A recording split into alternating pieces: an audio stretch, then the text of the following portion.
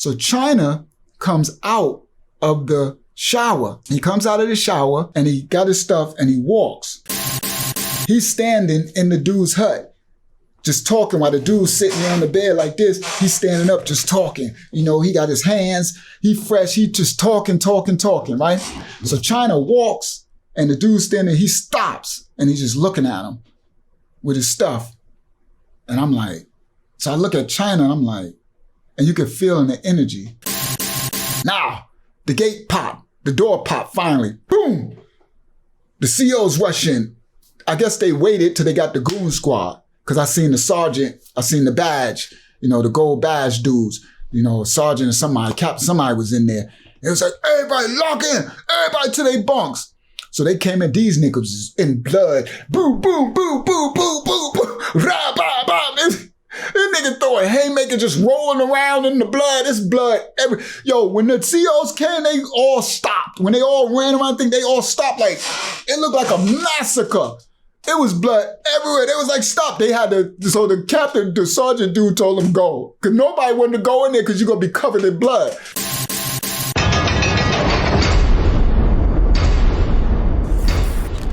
This is 25 to Life with Uncle Yashua. Rolling down 109 in a truck. On my ride up to the light, that's what's up.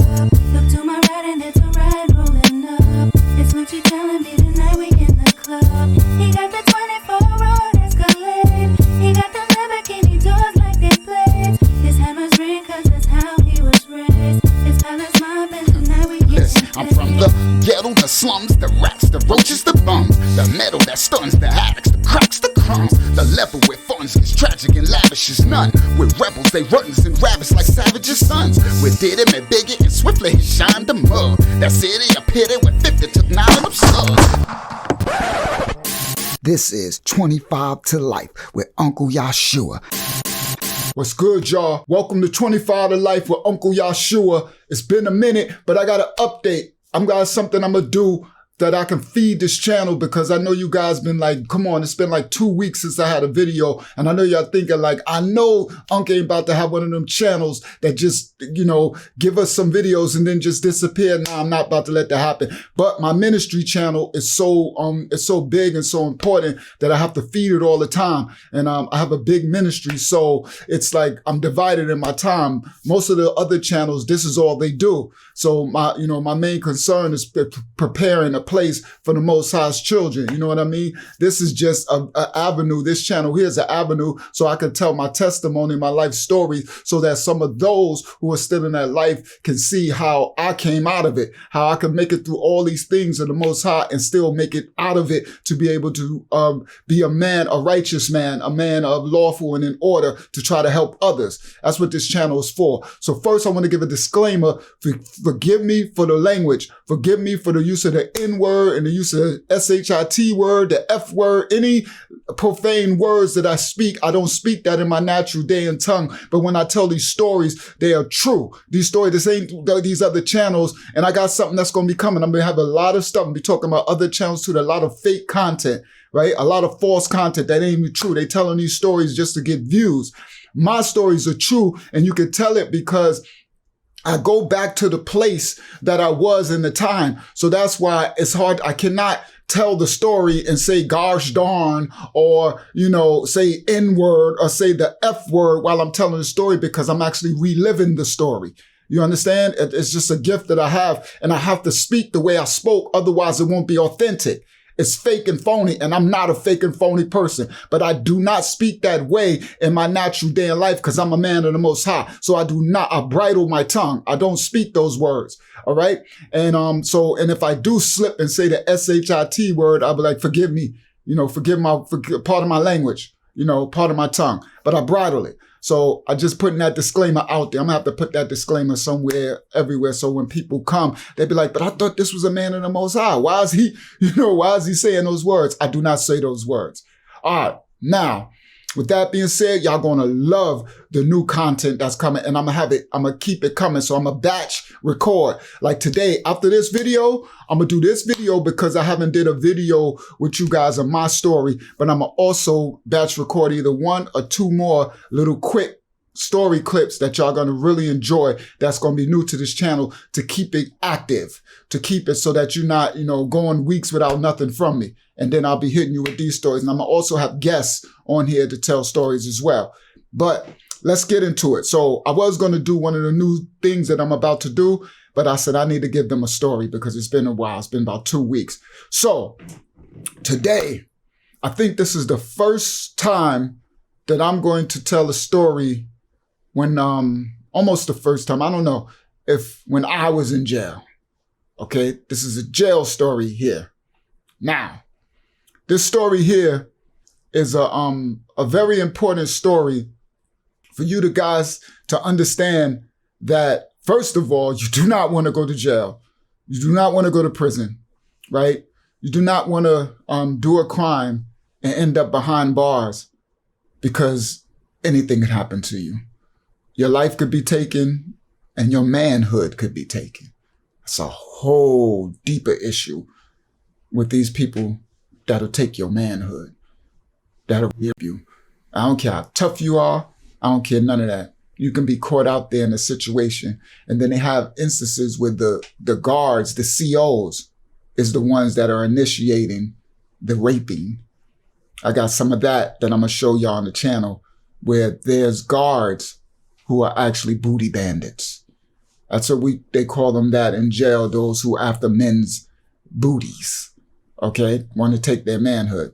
They have actual police COs that are booty bandits that will set you up and put you in a cell and they will come in there and rape you. That's the whole, and you have no win against that because they are in charge of where they place you. And they'll place you into a solitary cell somewhere at the end of some tier or something. And here they come, with the sticks and everything. Or even easier, only thing they could do is say they transfer you until you turn around and lock your hands behind your back. Now what you gonna do? You're handcuffed behind your back. And then they start taking off your clothes. You're like, what are y'all doing? And they take off their clothes. What are you gonna do? You're handcuffed. So I don't care how tough you are, how whatever, big, powerful, if you get placed into the wrong place, the wrong circumstances, all hell could break loose in your life. You could end up going to jail for something small and minute, right? But end up having your whole life damaged. You can end up in a predicament in some type of facility, in some type of prison or jail, and have some sadistic guard. Let's say the guards are not the ones who are going to rape you, but they are sadistic where they like to get off on, a lot of guards get off on the torture of others. So they'll place you in a tier with a big known, huge booty bandit. I can't say that word. They'll block you for that. I got to block that out. Huge booty bandit, right? And they're doing it so that they can watch it on their monitors or so they can hear the screams, or they'll put you in a tier with a bunch of enemies, right? Where, if you're a Crip in a blood house that's at war, they'll put you in the tier with the Bloods. Or back in the days when you were a so-called black person, they'll put you in the tier with Puerto Ricans, with Hispanics, and they'll immediately start playing Swiss cheese on you. 40 inmates with razor blades and knives cutting you and stabbing you.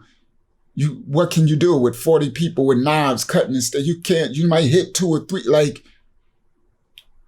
it's really dangerous. Do not get caught out there watching these TV shows or watching this stuff or watching these foolish news people say it's a country club and they got TV and do not believe that. Don't believe that hype. It's nasty wicked. I'm talking about, it's no joke. You have to turn into an animal to survive it. A beast. I was turning into a beast to survive it. And I knew 9 times out of 10, I was never coming home because I would have had to take somebody's life. I knew I was going to have to take somebody's life because I knew at some point someone was going to challenge me. It's just my energy and my aura.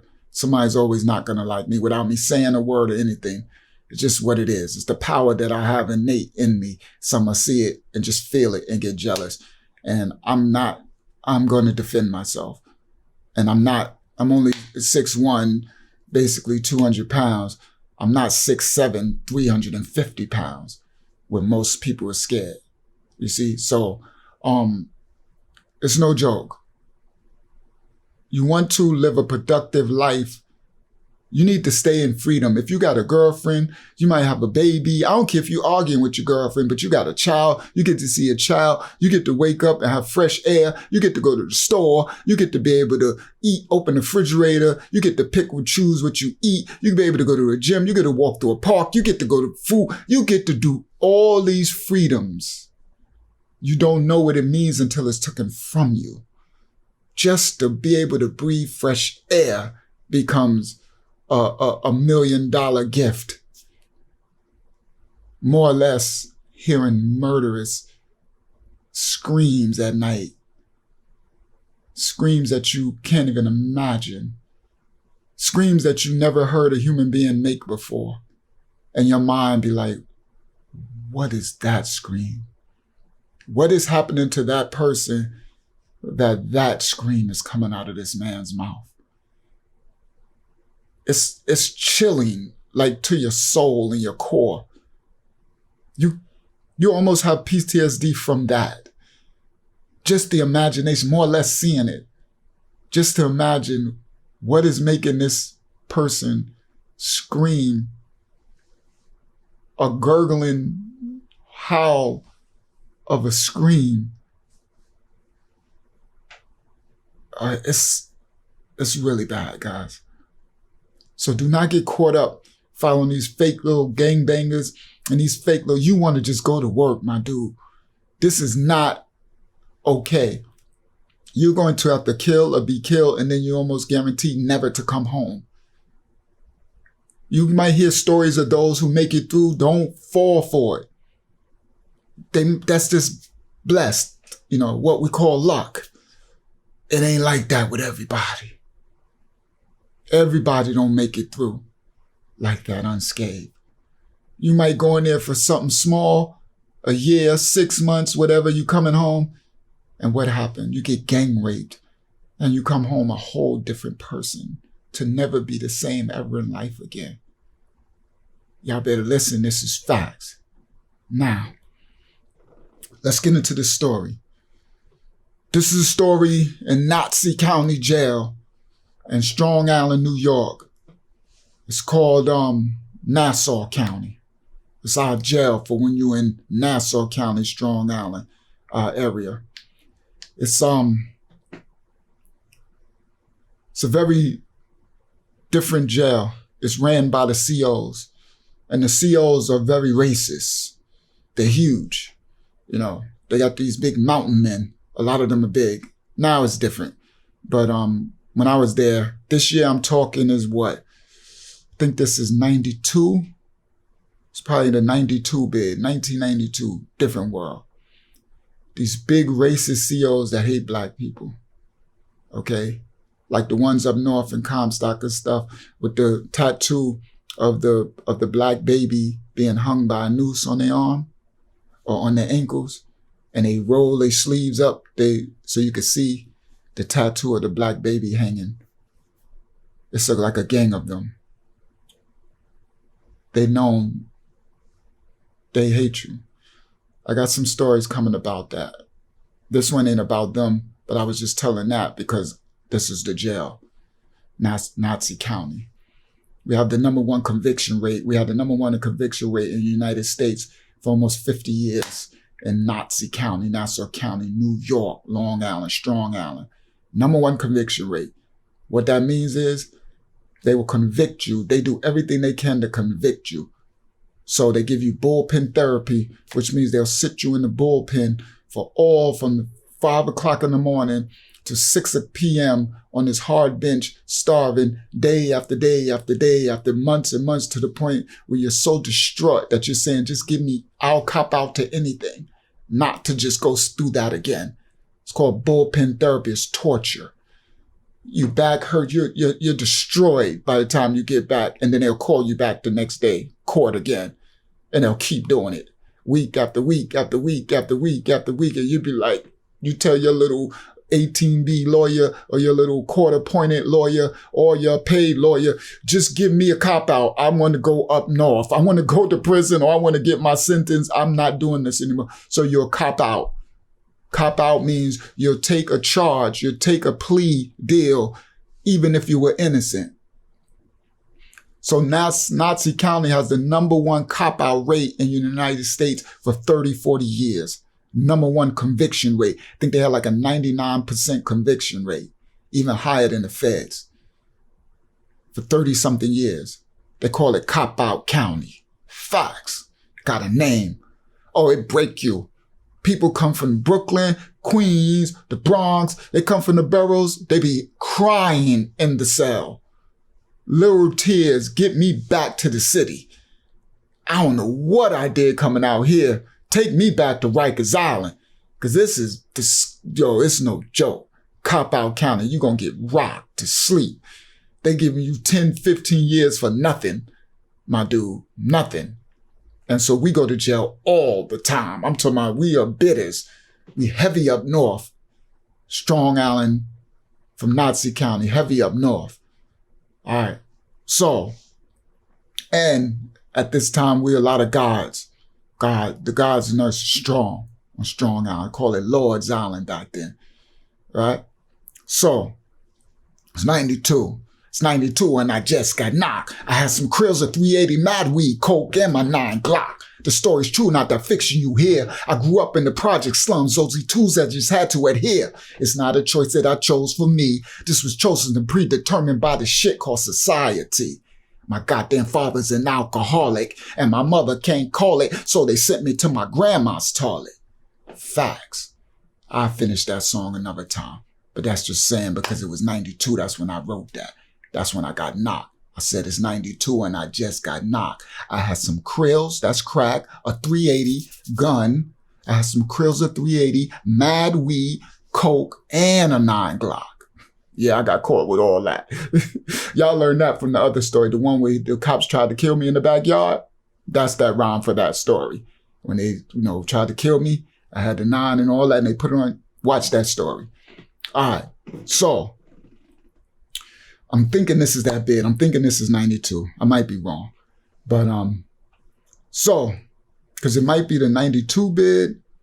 Yeah, this is the 92 bid. This ain't the 2006 bid.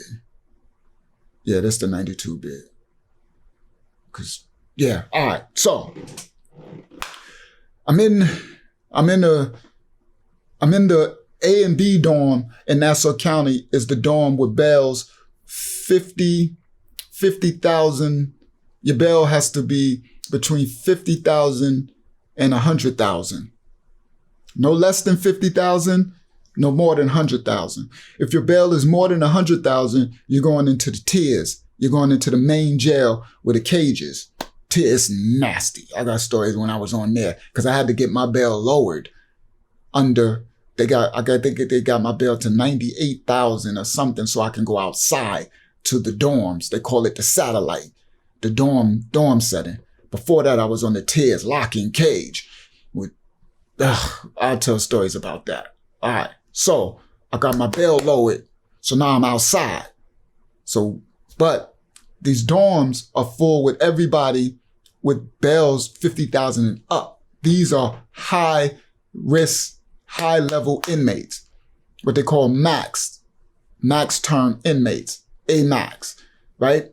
Everybody with murders, robbers, killers, drug dealers, high level.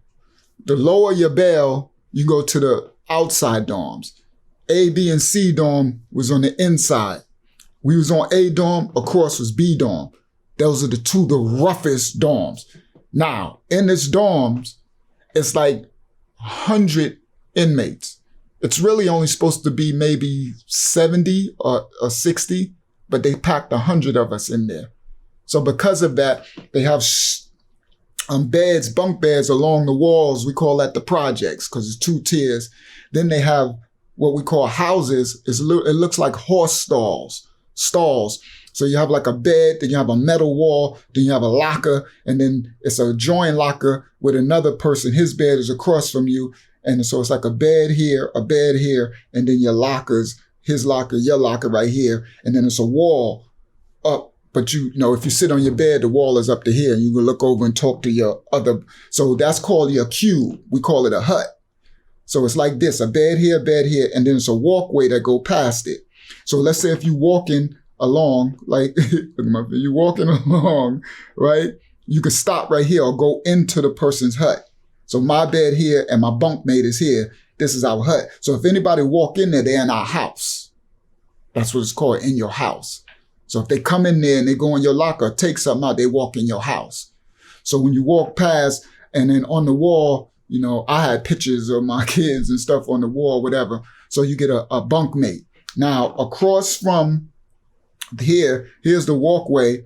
Across from there is the projects, the bunk beds. And it's a bunk, a bottom bunk, a top bunk, then a bottom bunk, a top bunk. So it's 2 top bunks, 2 bottom bunks, and it's like that. And then there are 2 lockers. So that's their house. They got a hut too, in the projects though. So if you're in the projects, meaning you got one of those beds in the projects, and that's my story of Ray is coming soon, where I end up getting the top bunk in the projects, and Ray had the bottom bunk. So y'all learn that story pretty soon. So if you are in the projects, right, you're on the bottom or the top. So when you first come in, you get the top bunk because you newbie, right? Then you work your way and get down to the bottom bunk as someone either goes home or goes up north to prison, or they end up getting the luxury, they end up getting a house. That means they out of the projects and they get one of it's like a stall. It looks like a horse stall. And you got numbers, so you're really an animal. It's like you're living in a barn, a stable, and you got a number. It's facts. So your goal is to get your top bunk, make it down to the bottom bunk, and then one day you'll hear they say your name. They'll say, they call you, remember you got a number, A37777. Then they'll say your last name, Johnson. Pack up. Move to A, such as A is the dorm, such number bed. And you look, you look, and it's like, yes, I got a house. You made it into one of the houses, right? Huts. So, and the bunks, that's a house, but it's 4 people, and then you got your 2-man. And the 2-man house, so it's like a walkway that can go around and go around and go around, and you go to the day room area. That's where we eat our food, is tables and play, they gamble and stuff, and then they got the TVs. And then they got a booth.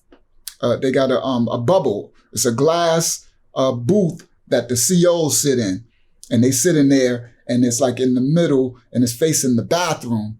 And you got your showers in your bathroom. Remember, it's 100 men in there. And it's about 5 showers and like 5 bath stalls and 5 bathroom sinks. And the bathroom is where it go down, right? Because you try to hide. So the bubble can see the bathroom, but they really can't see inside. But so the bathroom, they can't see inside.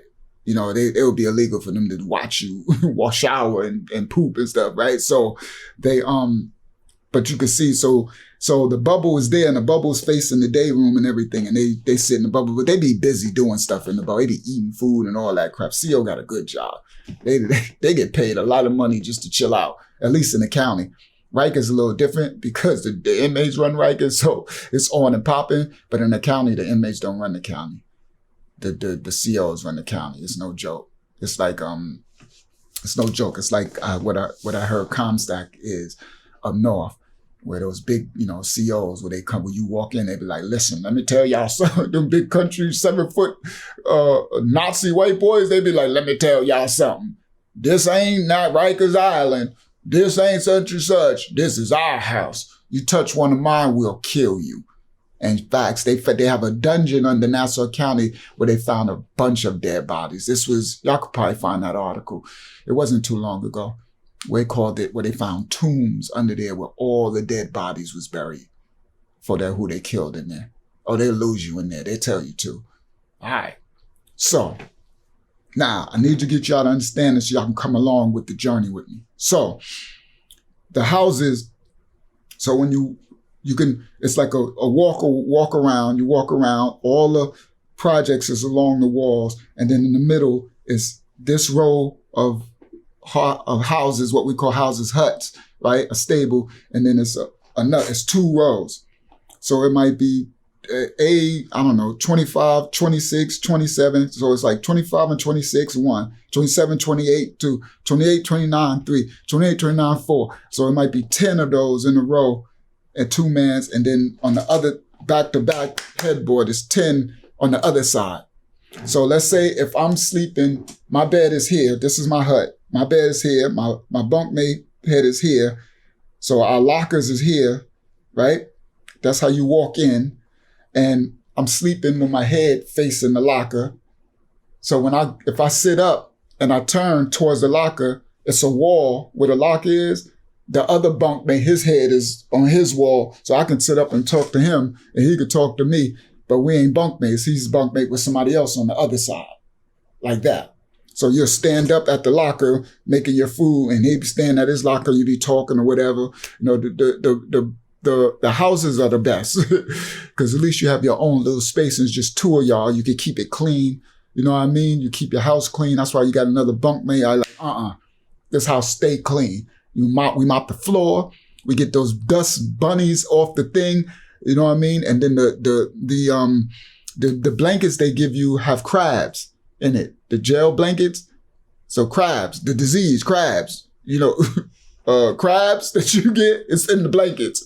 What they lice, okay? Lice is in the blankets. So those gray, so it's like, you gonna be cleaning that. We need hot water. I'll keep my joint clean. You ain't gonna be having all stuff stored on your bunkie and dust bunny. Nah, every Saturday we cleaning. All right, that's what they teach us. Saturday really is supposed to be Sunday, but of course that's supposed to be. Y'all don't know about that. But that's supposed to be the holy day to the Most High. They got us whatever working. But anyway, so whatever. I'm just letting you know how this runs. This is prison politics. Okay? Prison politics, jail politics is no joke. And they transcend to prison. So if you're not prepped and you've never been to prison and you don't know about it, it starts in jail.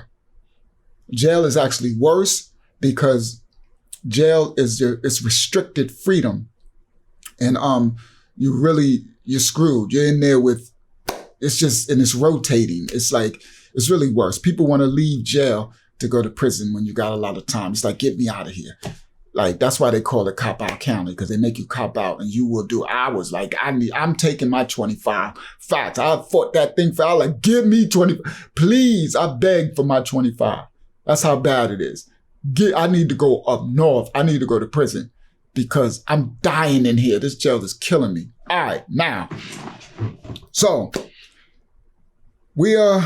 I'm in there. I don't remember if I'm in the projects or whatever, but I am relatively new. So I get into the dorm. I'm in A dorm.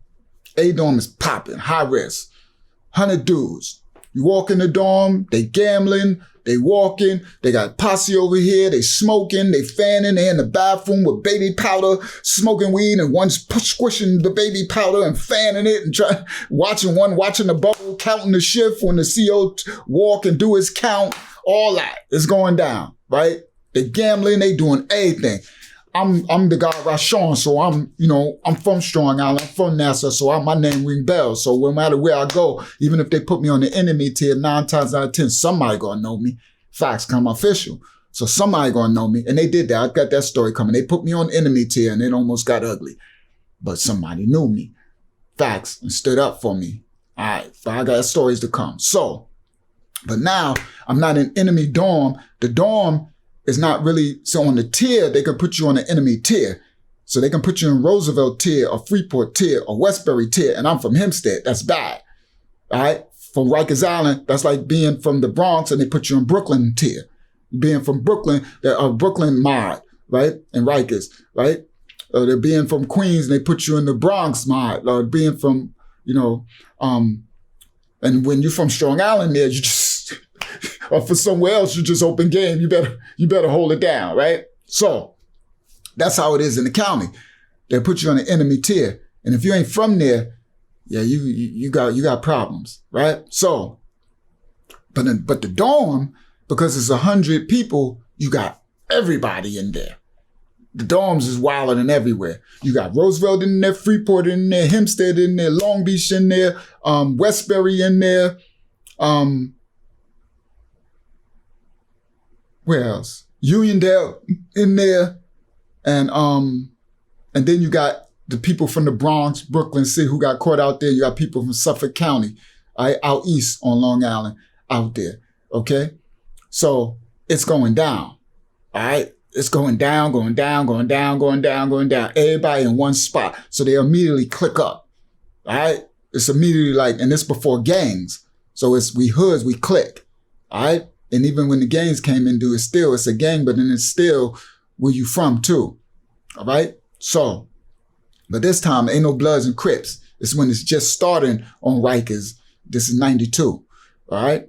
So, and there it's really more dangerous because you going in there, and if you ain't affiliated, it's about 20 dudes, 30 dudes from Westbury together, Hempstead together, Parks. Then it breaks down because Hempstead got different sides. So I might do them dudes from the Heights is together. My dudes from the Hills, Parkside might be together. Terrace dudes might be together. Sometime we come together. Like it's very tricky. But because I was so popular, I'm good. You know what I mean? I'm so popular, so I'm good. I already know, like when I walk when I was walking down the hall, so when you walk down the hall to go in, when you coming from the jail, or you coming into the jail, I was coming from the main building, the tiers, the cells, right? So that's a whole nother election. People know where you come. Oh, he come from the tiers. I mean, I had a higher bail than this, right?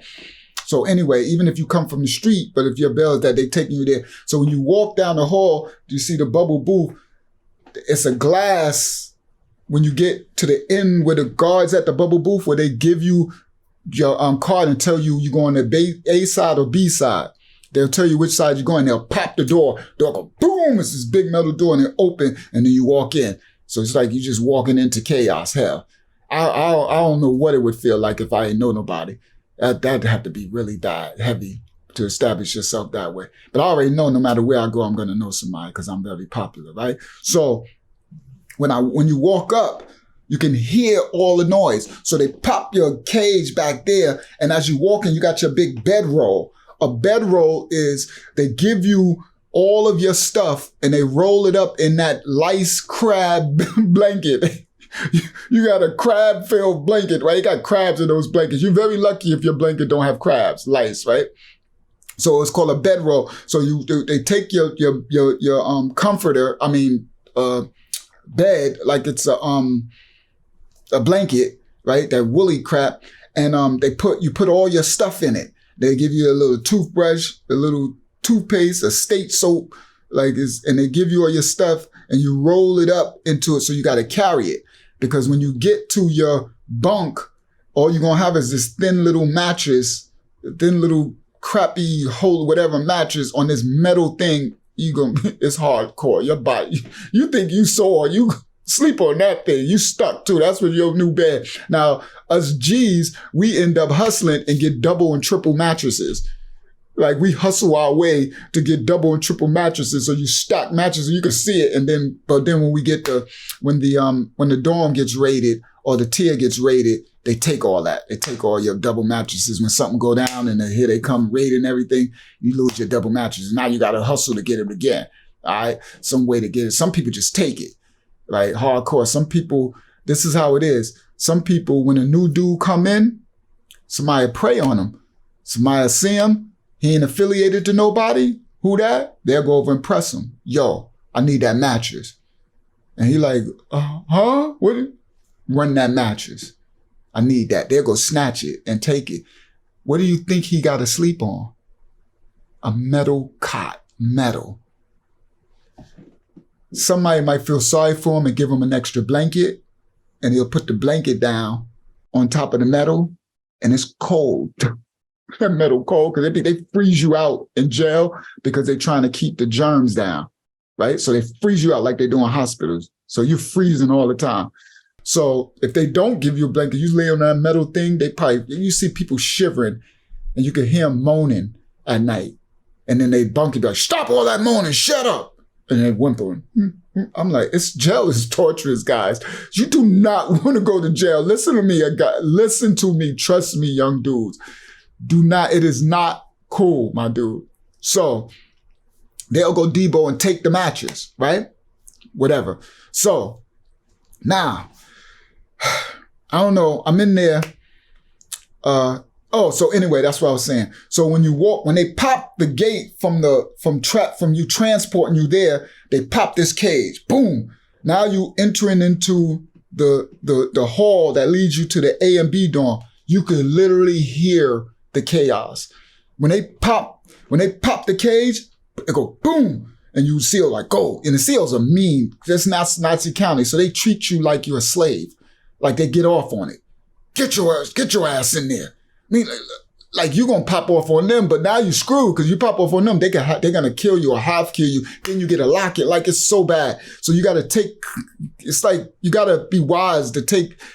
That was my hardest thing is staying away from the COs because if they talk to me too disrespectfully, I don't know, I'm liable to hook off or say like, and then I'm screwed. So that was my biggest thing was like staying away from the COs because they'll get jealous of you and say something and they say the wrong thing. I don't know if I could control myself and then I'm screwed because I'm trying to get home. You get it? I ain't trying to catch new charges or new staying. Nah, I'm trying to do, because I'm already got years. I'm already, they already trying to give me 25 to life or whatever.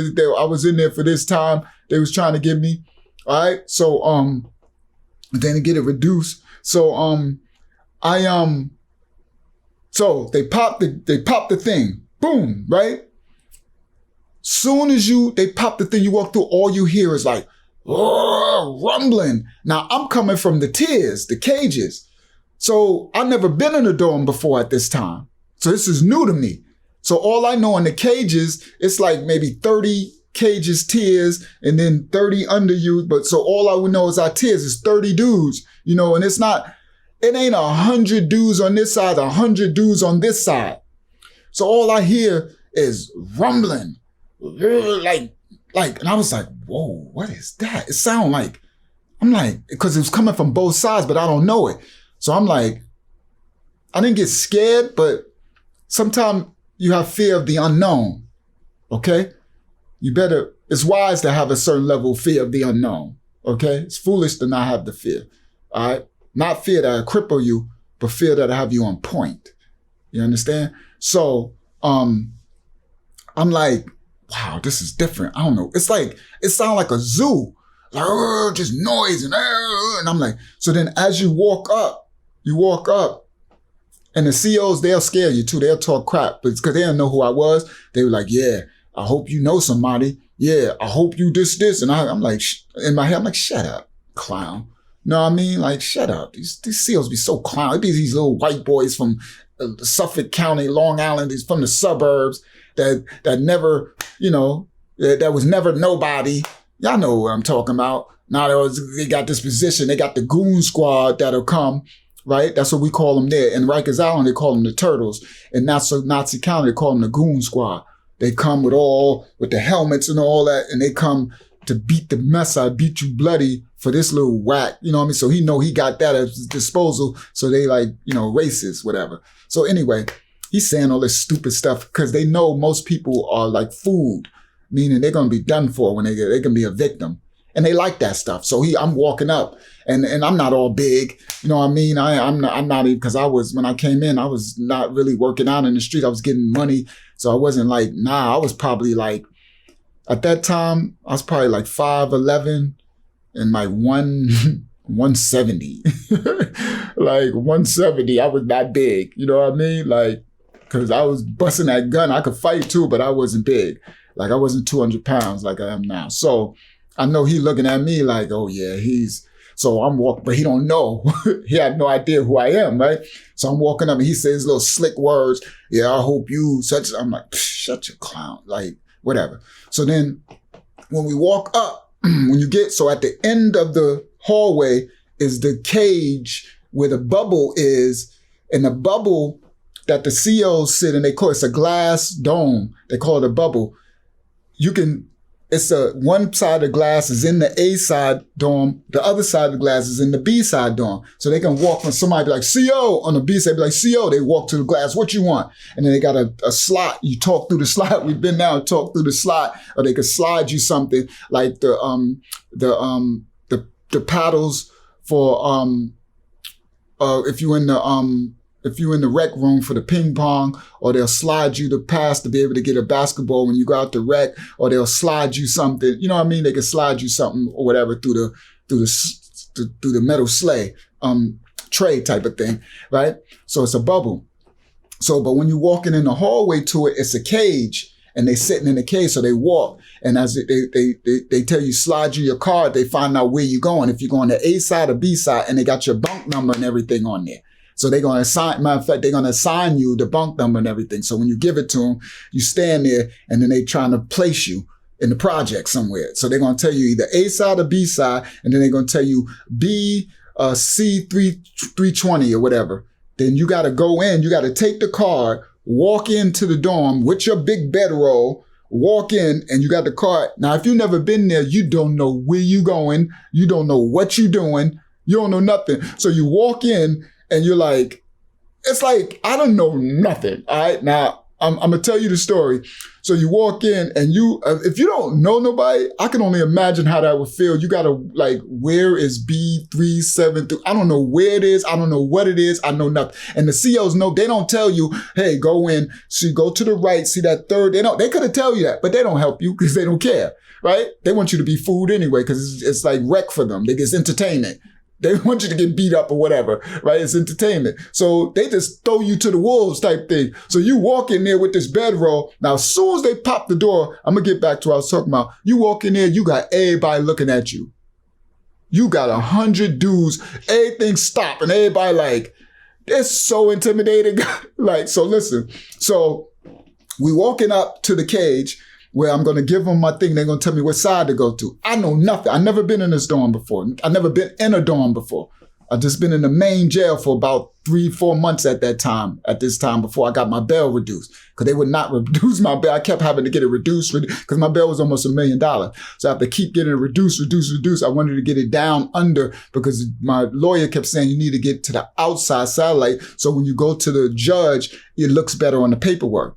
They know your bail is under 50. They know you outside that, man, because you're on the tiers. That's where all the A max level killers, and I'm up there with serial killers and stuff, right?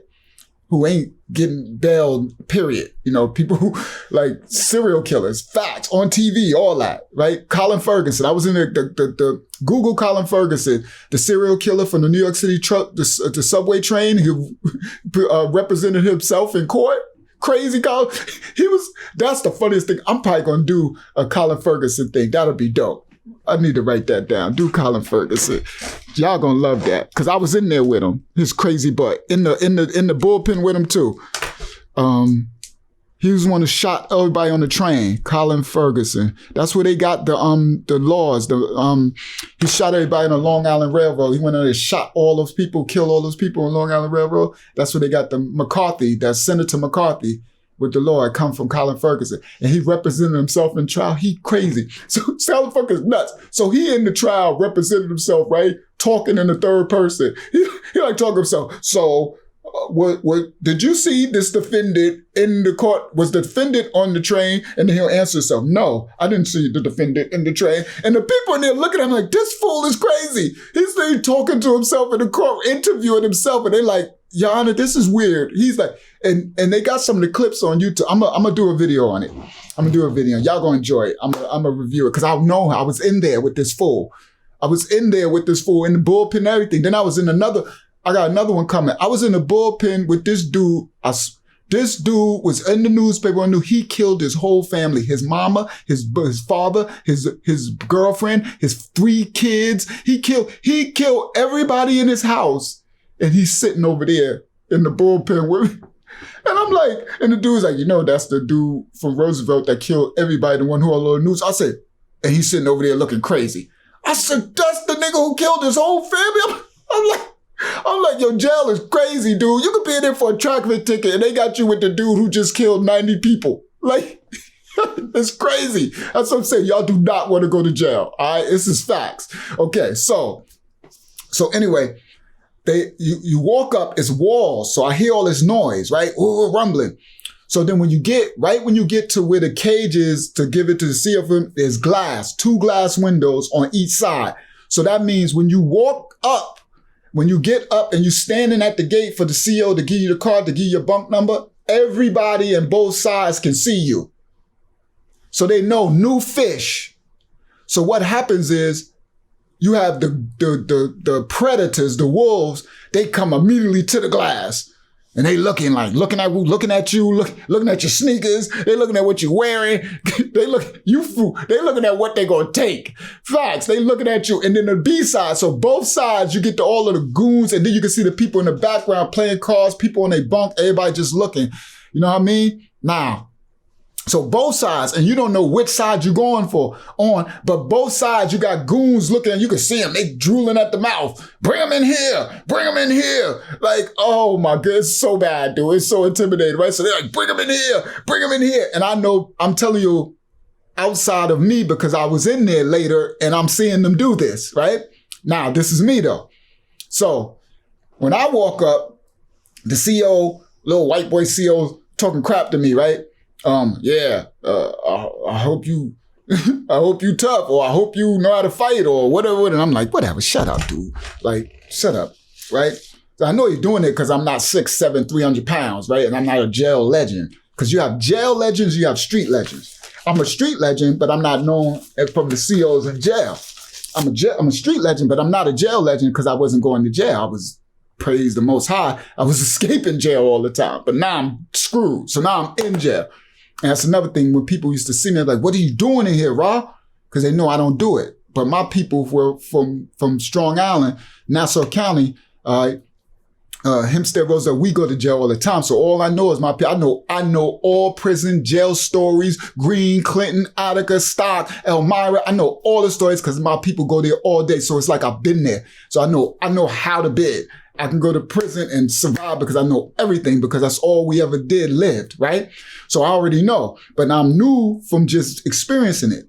So this fool, he looking at my size, he don't know. So anyway, so we walk. So now when I stop and I give the dude my yellow card for them to give me my bed, and they take their time. So I'm standing there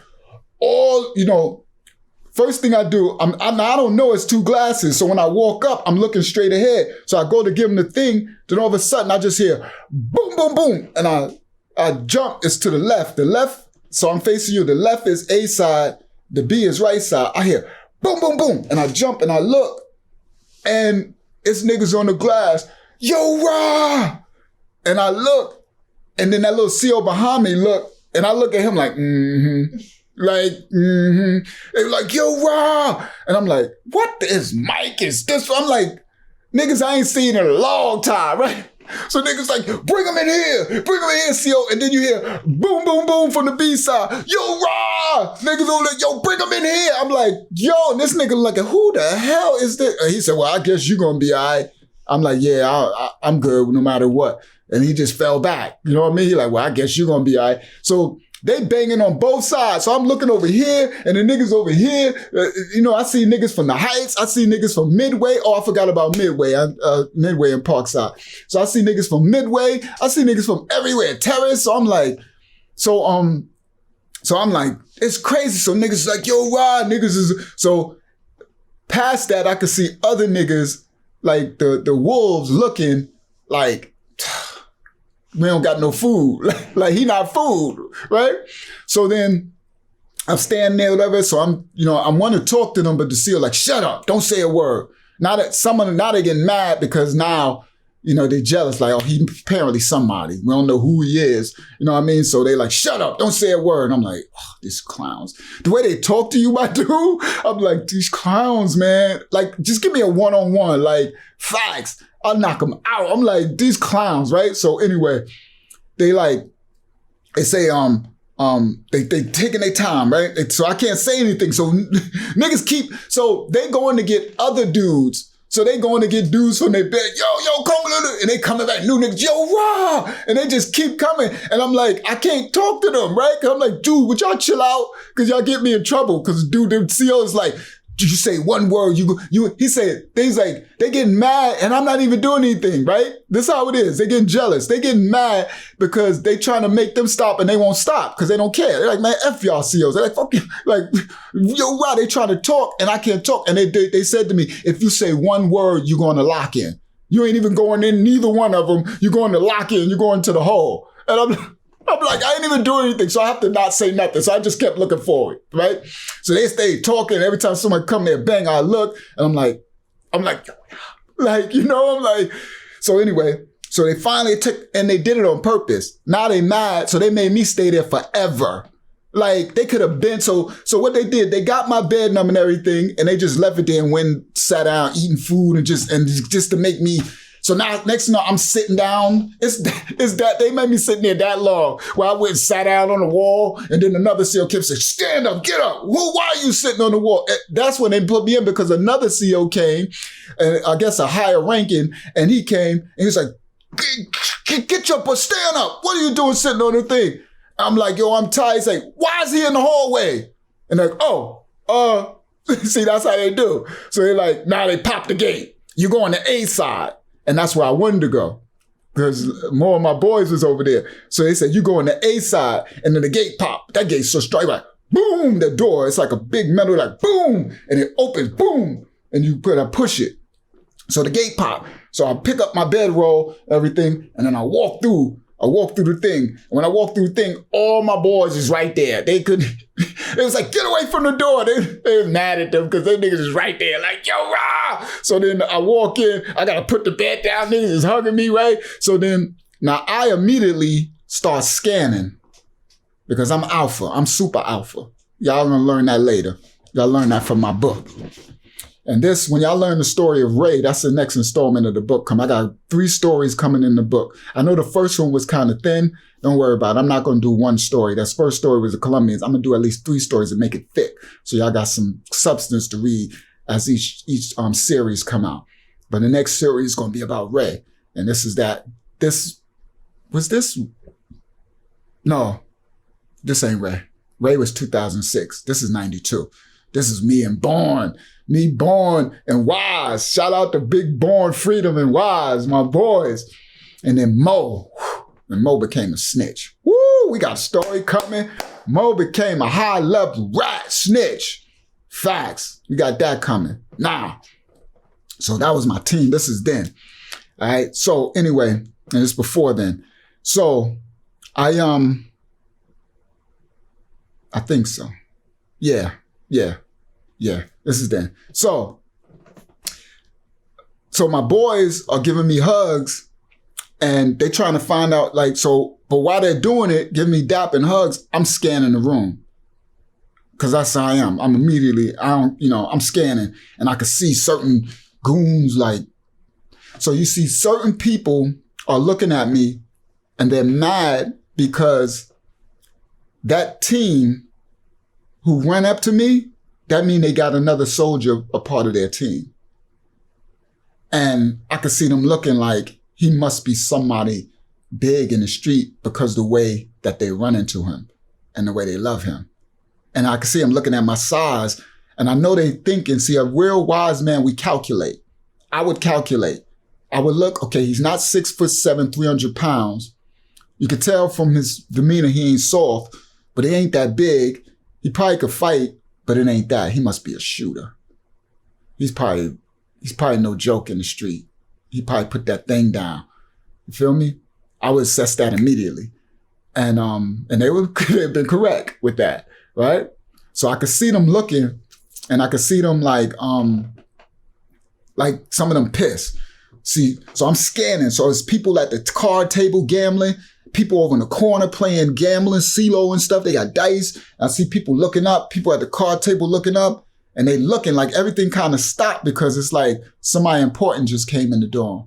And he's part of the Hills Parkside crew. Like, he's part of them, right? And them niggas is happy because they got Ra here. We got another official one here. Facts, right? So I can see niggas. I see a couple of niggas from Roseville, Freeport. I see niggas. It's a couple of niggas I know from Freeport. Like, yo, what up, Ra? I'm like, yo, what up? So, but you take sides when you're in there. You feel me? That's just how it is. You got to be with a crew, right? So, so I scan everybody, whatever. So then my boys come and they're like, yo, Ra. Oh, so they take my stuff. They grab my bedroll. Like, come on, Ra. We're going to take you to your bed. You're in the project. And they take me to where I'm at. And that's why I told you at the beginning, it got to be rough. If you don't know, I can only imagine you walking in there, don't know nobody, right? You from the Brooklyn, Queens, the Bronx, you from another state, you came out here and got arrested, or you from Suffolk County, or you from somewhere and you don't know nobody, and you walk in there, you don't even know where the bed is. You probably walk around like trying to find, that looks bad, my dude. That you gonna be, boy, you gonna have it, it's going down. You're gonna have to hold yourself down, right? So, and that's how I was in Rikers. And I'm gonna tell you the story, because I'm not from there, so they don't know me. You know what I mean? Yeah, you know what I mean? I'm from Brooklyn, but I grew up as a child in Brooklyn, and then I left. And I was in and out, but I wasn't there, enough to establish my whole crew. Like, my family's from Brooklyn and all that, and I lived there and all that, but most of my formative years was on Strong Island. And then I moved to Queens and then to Brooklyn again. But then I was a ghost, meaning I was keeping everybody out because I was getting that money, So most of my formative putting it down years is Strong Island. Hempstead, Strong Island, from Parkside Projects on the hills, right? But Hempstead, I'm from everywhere. I'm from Hempstead, Parkside, the ghetto, the dark side, Strong Island, wrong Island. I think I'm from suburb. That's the end of the thing, all right? So, but I'm from everywhere. Terrace Ave, the Heights, that's where Granddaddy I used. I'm from everywhere. I'm on Midway, I'm everywhere. All right, now. So,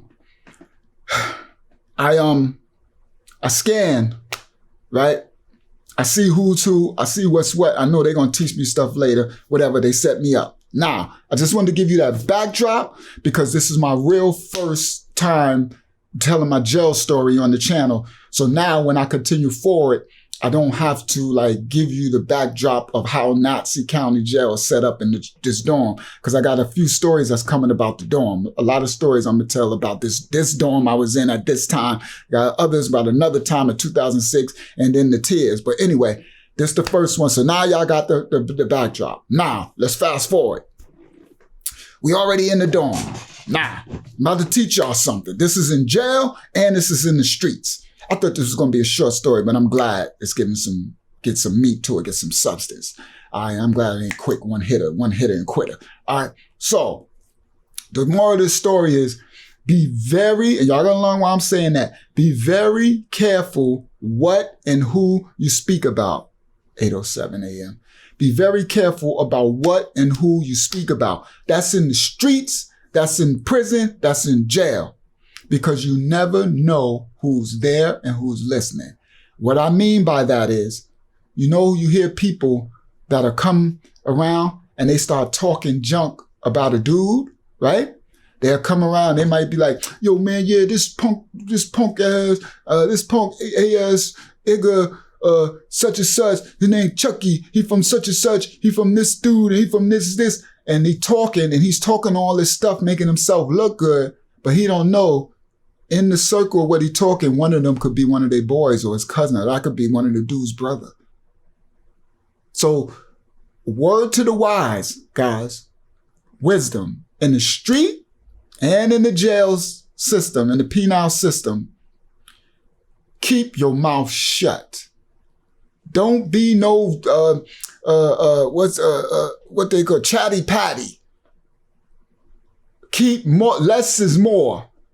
Keep your mouth shut because you never know who you're talking about. You never know who is there. That's what happened in this story. All right. Now, we in the dorm. I'm already established. This is fast forward. I'm established. It's official. I'm chilling. You know what I mean? As much as I could. I hated jail. I want to get free, but I make the best as you can. I got the library. I'm selling books. You want to read something? You got to come to me. I want some cereals. I might get whatever. If I need envelopes or pens or whatever, I'm hustling cereal. I'm hustling cigarettes. cereals. Those little box cereals that you buy, the little snack packs, little Frosted Flakes, Apple Jacks, Honey Nut Cheerios, and then you got the Dent-A-Dans. The Dent-A-Dans are Wheaties and honey, what they call that? Honey bunches of oat. The what they call that? They call it the Dent-A-Dans. Like the Dent-A-Dan. You got the Dent-A-Dans. You got nothing but the Dent-A-Dans. That means no brand. That's no frills, no name brand. The Dent-A-Dans are the shredded wheat honey. Those shredded wheat things. Those things. I wish I could. If I could put a picture up in here, I'll do it. So I'm selling cereal. I got Fruity Pebbles. I got chocolate pepper. I got the chocolate ones. I got Frosted Flakes. I got Apple Jacks. I got Honey Nut Cheerios. I got everything. I got Raisin Bran. Everything you want. You want cereal? Come see me. So I give you 4-5 cereals for, I'm hustling.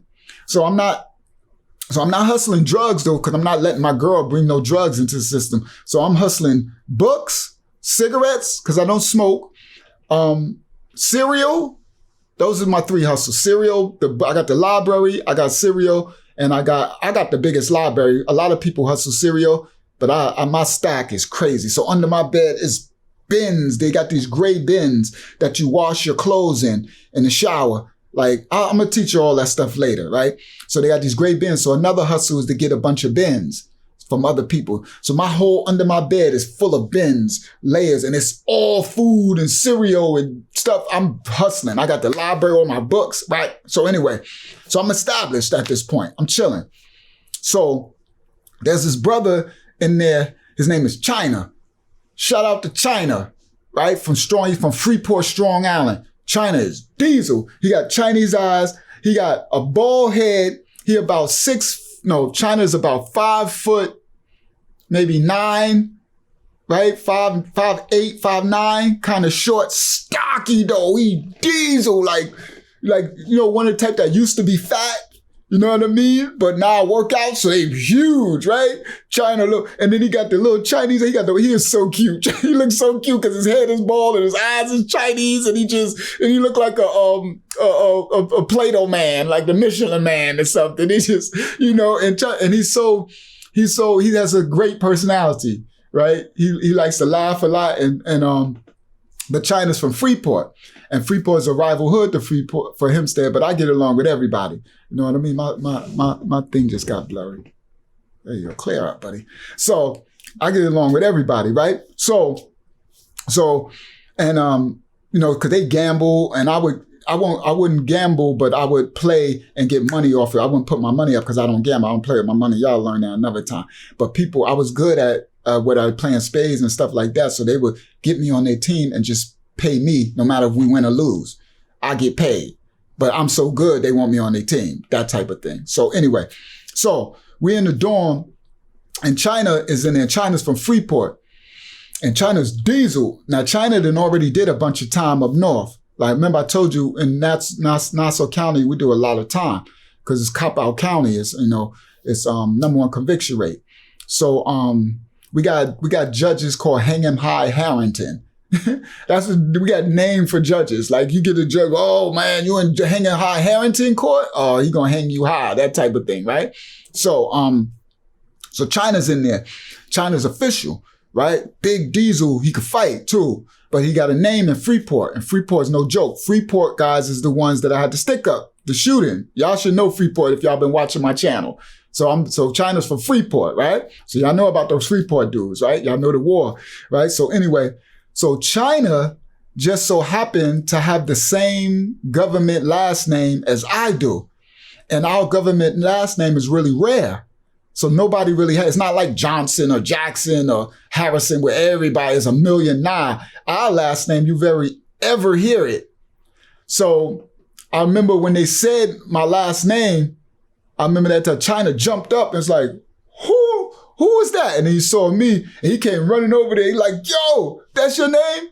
And then we look kind of like, cause my eyes are kind of chinky too, right? So we the same complexion and everything. He just bald headed. So we look alike too. And I was like, he definitely probably a cousin. Like we definitely probably related. You know what I mean? So I'm like, he like, yo, you my cousin.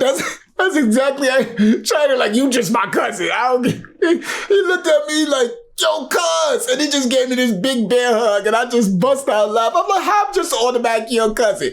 He like, we family. He right, too, because you can see it. You can see the family resemblance. Just because, remember, from slavery, we don't know who our people is, right? So just our name, and our name is so rare that he's like, this is my cousin. And I said, oh, he's definitely related to me, because we look alike, right? So he like, yo, cuz. So it's so funny. So he's so dope. He's like, yo, what you got? I got this. I got that. I got this. I got that. So he had mad stuff, right? So we hit it along fine. And China's funny, right? He just funny as all outdoors, right? So, and then later I found out that China is Yaya's nephew, or I think it's his nephew, right? Yes, his nephew. So, and Yaya, I'm gonna tell a story about Yaya. Yaya is a Freeport OG legend. Yaya had a Rolls Royce back in the days in the hood. Yaya was getting keys. Yaya was notorious. He was notorious. Like, no joke. Like, putting it down. Yeah, we got our Strong Island legends, and I'm gonna be telling them facts. We got them from Westbury, Freeport, Roosevelt, Hempstead, Long Beach, all that. And Suffolk County got theirs too. And the Most High willing, I'll be able to tap into some Suffolk County dudes so they could tell the stories about their legends on the channel. I'm going to get y'all that content. Facts. We're going to blow this up. Facts. I'm about to put in this work. And y'all going to see what I'm doing. Y'all subscribe and share it so we can tell these stories. And these are all official. Sorry that these other channels got all these. We finding out they got a lot of fake liars. They telling fake stories. Ain't none of these fake, because the people are still out there, you know what I mean, who live in it. All right, now. So, later I found out China is Yaya's nephew, and I used to put it in for Yaya, messing with Kenneth Hill, R.I.P. Kenneth Hill, right? Me and Kenneth. Kenneth used to work for Yaya, and that's how I met Yaya. And Yaya used to get me, I was like 13, crazy. He used to get me and Kenneth to come put in work out in Freeport for people who owed the money. I got those stories coming, crazy stories that we used to do. Yaya was official. You know how you can tell a killer? Yeah. I knew Yaya was just dangerous, just his presence, his aura. I'm like, ooh, this dude is dangerous. Like, facts. But he loved me. He's like, this little young nigga crazy. Facts. This is one time I was crazy when running with Kenneth and them. I didn't care. I was crazy. All right, but these stories coming. We was running around in a big we had a Mercedes-Benz that had 1,000 SEL. See, they had a 500 SEL. Kenneth, because I think this was working with Tim, this notorious drug dealer in Queens. He had a burgundy 500 SEL Benz. This is back in like the 80s, but it said 1,000 SEL on the back and it had burgundy rims, and we ride. I'm all of 13. And Kenneth looked like he 12, but Kenneth is older than me. I'm 13. Kenneth probably like 16, 17, but he looked like a kid. We driving this big, long 1,000 Mercedes riding around with guns and that. Crazy childhood facts. But I'll tell y'all the stories. So this is the time with Yaya. So now when I meet China, when I find out he's Yaya, I'm like, whoa, I know Yaya. Like, and then we start kicking about Yaya. I'm like, oh, you not Yaya nephew? Oh, I know you got Freeport and Smash, because he's like a kingpin. You know what I mean?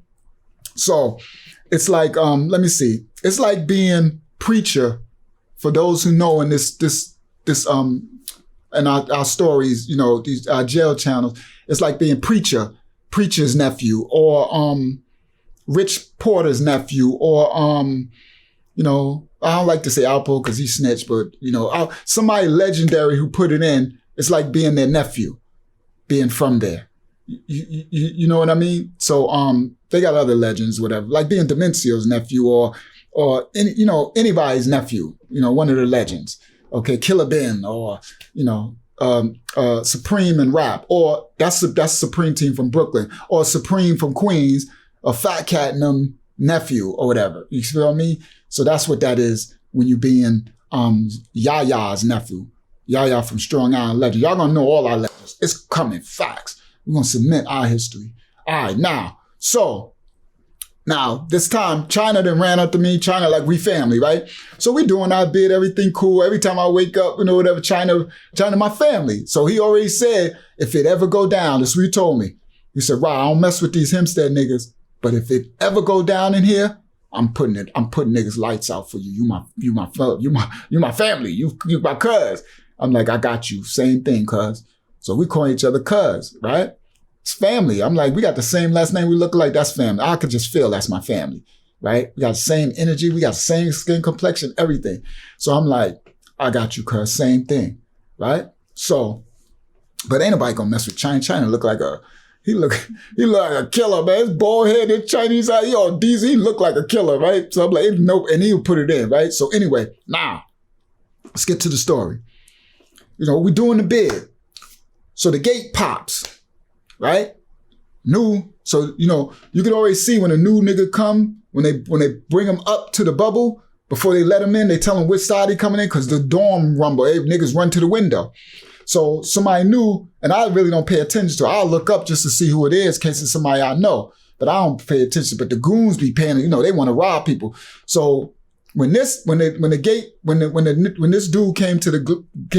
got to the glass, niggas ran, and I could see it was somebody official, because the niggas who ran up there was like, yo, his name was Understanding, if I'm correct. I think his name was Understanding. I really wish I could remember his name verbatim, because I want to give him his props. So, but he was from Westbury. So I guess he was a Westbury shooter, guy body from Westbury, right? So he pulled up. So the Westbury niggas ran to the window, and I immediately looked, and I was like, okay, this must be some dude from Westbury. So now that Westbury got a new nigga on their team. See, they one person thicker, right? So, and then I came like, yo, the guard, you know what I mean? I'm God body, so whatever.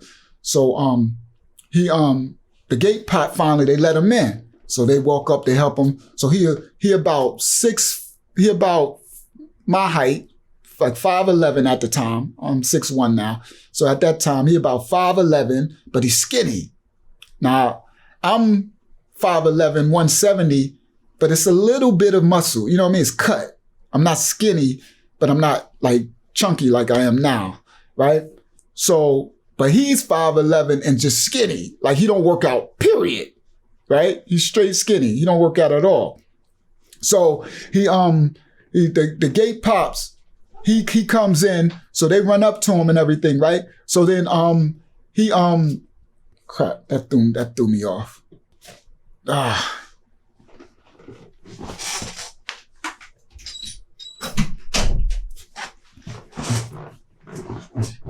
All right, so the dude, what's his name? Understanding. So he about 5'11" and he's skinny, right? Don't work out or nothing, right?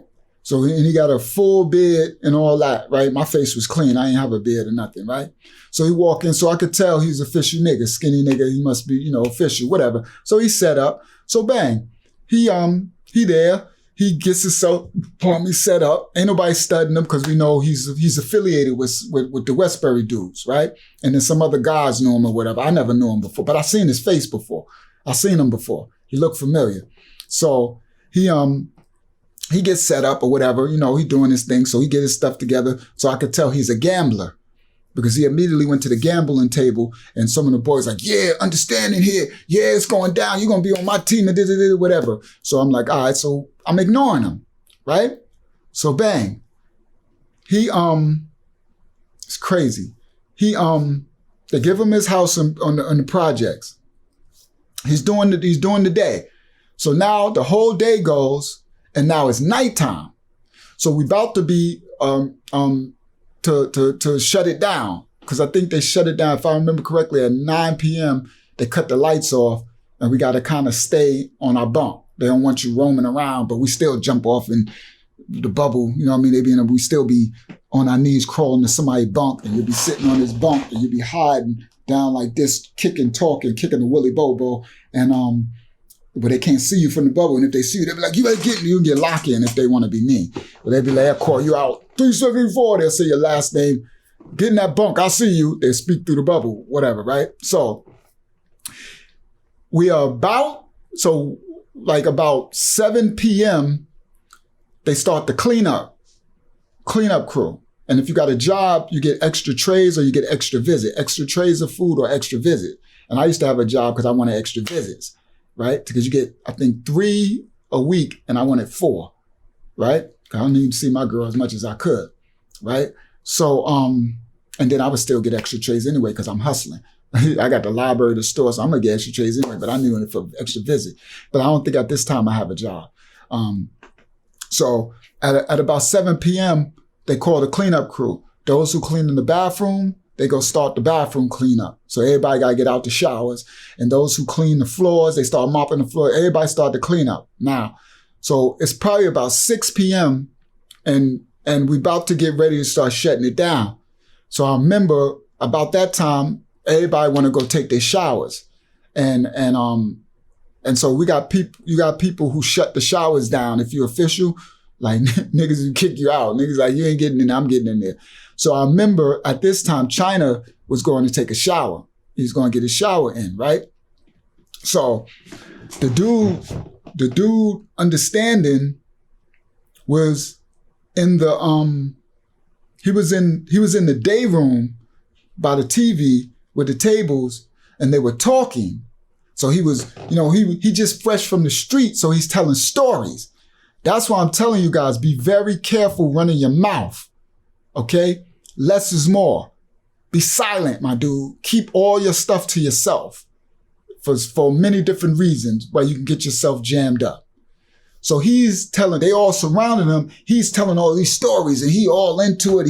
Cause he fresh from home. So everybody want to hear these stories. What's going on in the street? Cause niggas been in here for a long time, trying to get their time to go up north a year or whatever. Niggas been in here for a long time trying to get sentenced.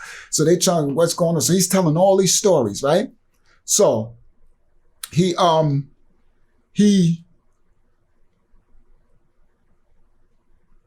tells this story. Let me get it correct. So he's telling this story, right? I can overhear it, right? But I'm not paying no attention. So I remember China was going past and he had his towel and stuff on. He was going to take and bringing his stuff to the shower, his bucket and stuff. Cause we used to sit on the bucket, turn it upside down, sit on it, and let the water run over us and just chill out. It's like the best place is in the shower. If you're official, you know what I mean? Because you have that water, it's just like you're escaping the mess, right? So he's getting his bucket and everything. So he went past and I remember he stopped. So they wasn't too far from the entrance to the bathroom, but they were in a cipher and the dude understand was telling stories. And I remember China stopped, but they didn't see him and he was just listening. And so the dude understanding was telling the story about a girl. And he was like, yeah, this itch. Yeah, I'm smashing her. And he wasn't saying smashing it, it's 92, but he's like, I'm hitting that and then and there. And he's telling all this stuff about this girl. And he's just loud. He just, and everybody, woo, yo, yeah, she did it. They listening to him, right? Yeah, she bad. That's a bad chick. And he's like, yeah, this and that. He's telling all this stuff. So China just stopped and he just listening. And so I'm doing something and I look up and I can see China because I watch him. That's my people. So I'm looking at him and I'm like, what is going on? And he just stopped and I could see his face. He usually looked jovial. His face just like stern. And I'm like, uh-oh. So I just start watching. And he's just standing there holding his stuff, listening. And he's just looking meaner and meaner and meaner. But I can't hear, clearly what the dude is saying, but I could just hear he talking about some girl and he's getting into the story, right? So China just go like this. He got a thing and he's just sitting there and he's just going like this, nodding his head.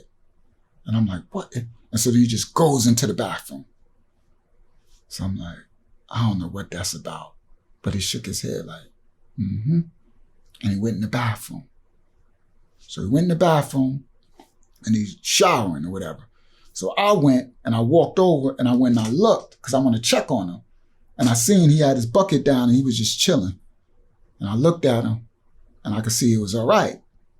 So I was like, all right, well, he's fine. I don't know what's going on. So I went back. So now people were starting. So what they do is about this time, they shut down the day room so the cleaners could clean the tables.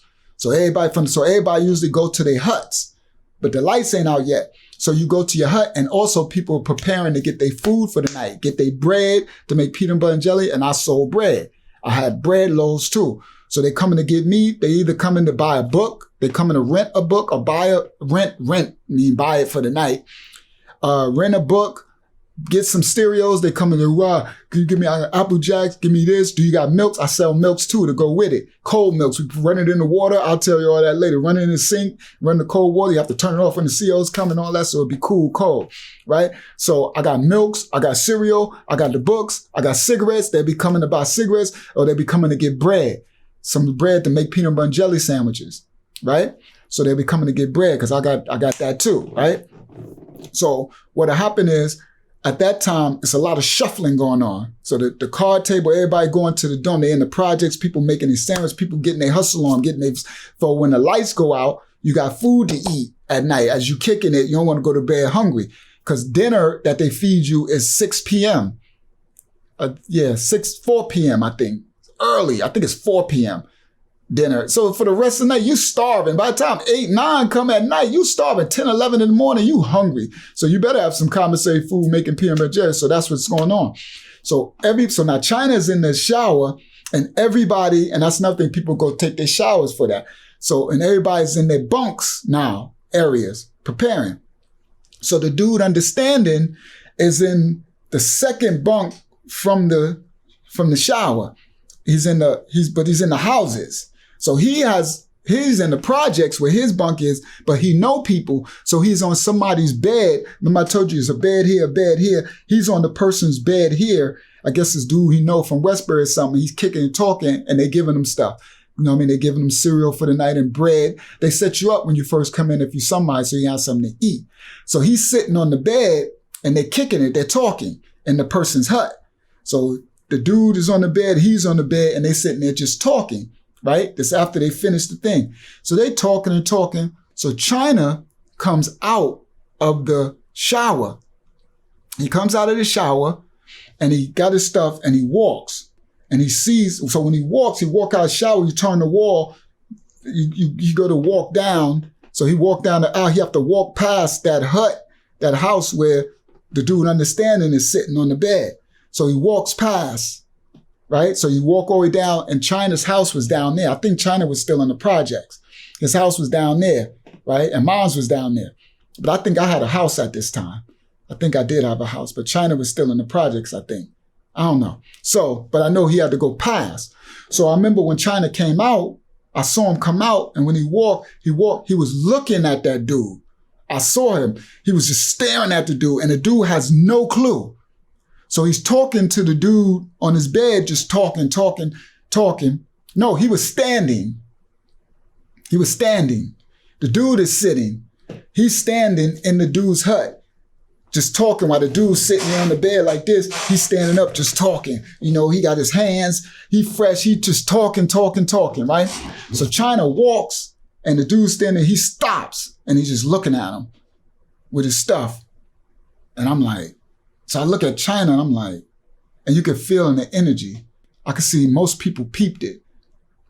If you're wise, you'll peep the activity and its tension. You can feel it in the air, but it'll behoove you to be smart enough to pay attention, be wise. So China, so when he stopped, I'm peeping everything, because when they go down, I need to know what's going to happen, who it is, so I can be prepared.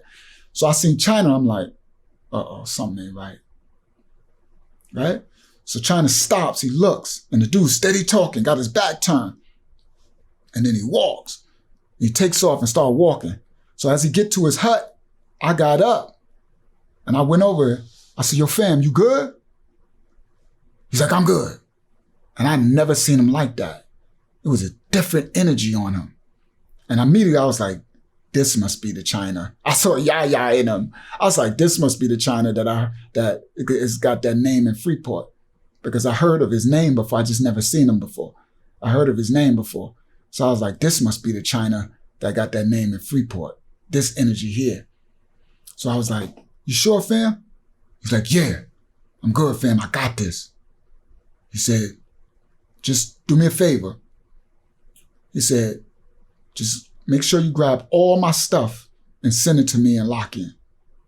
I said, what? What you about to do? I don't want to. I'm like, nah. I ain't telling you, fam. You ain't getting in this. You ain't getting in this. I'm like, yo, you got beef? I got it. And he pissed. I mean, he's so mad at energy. He's just getting his stuff together, putting on his clothes. He putting on his underwear, his pants. He putting on his Timbs, putting on boots. He's getting prepared, right? So I'm like, yo, fam, if it's going down, I'm with you. No, you ain't getting in trouble for me.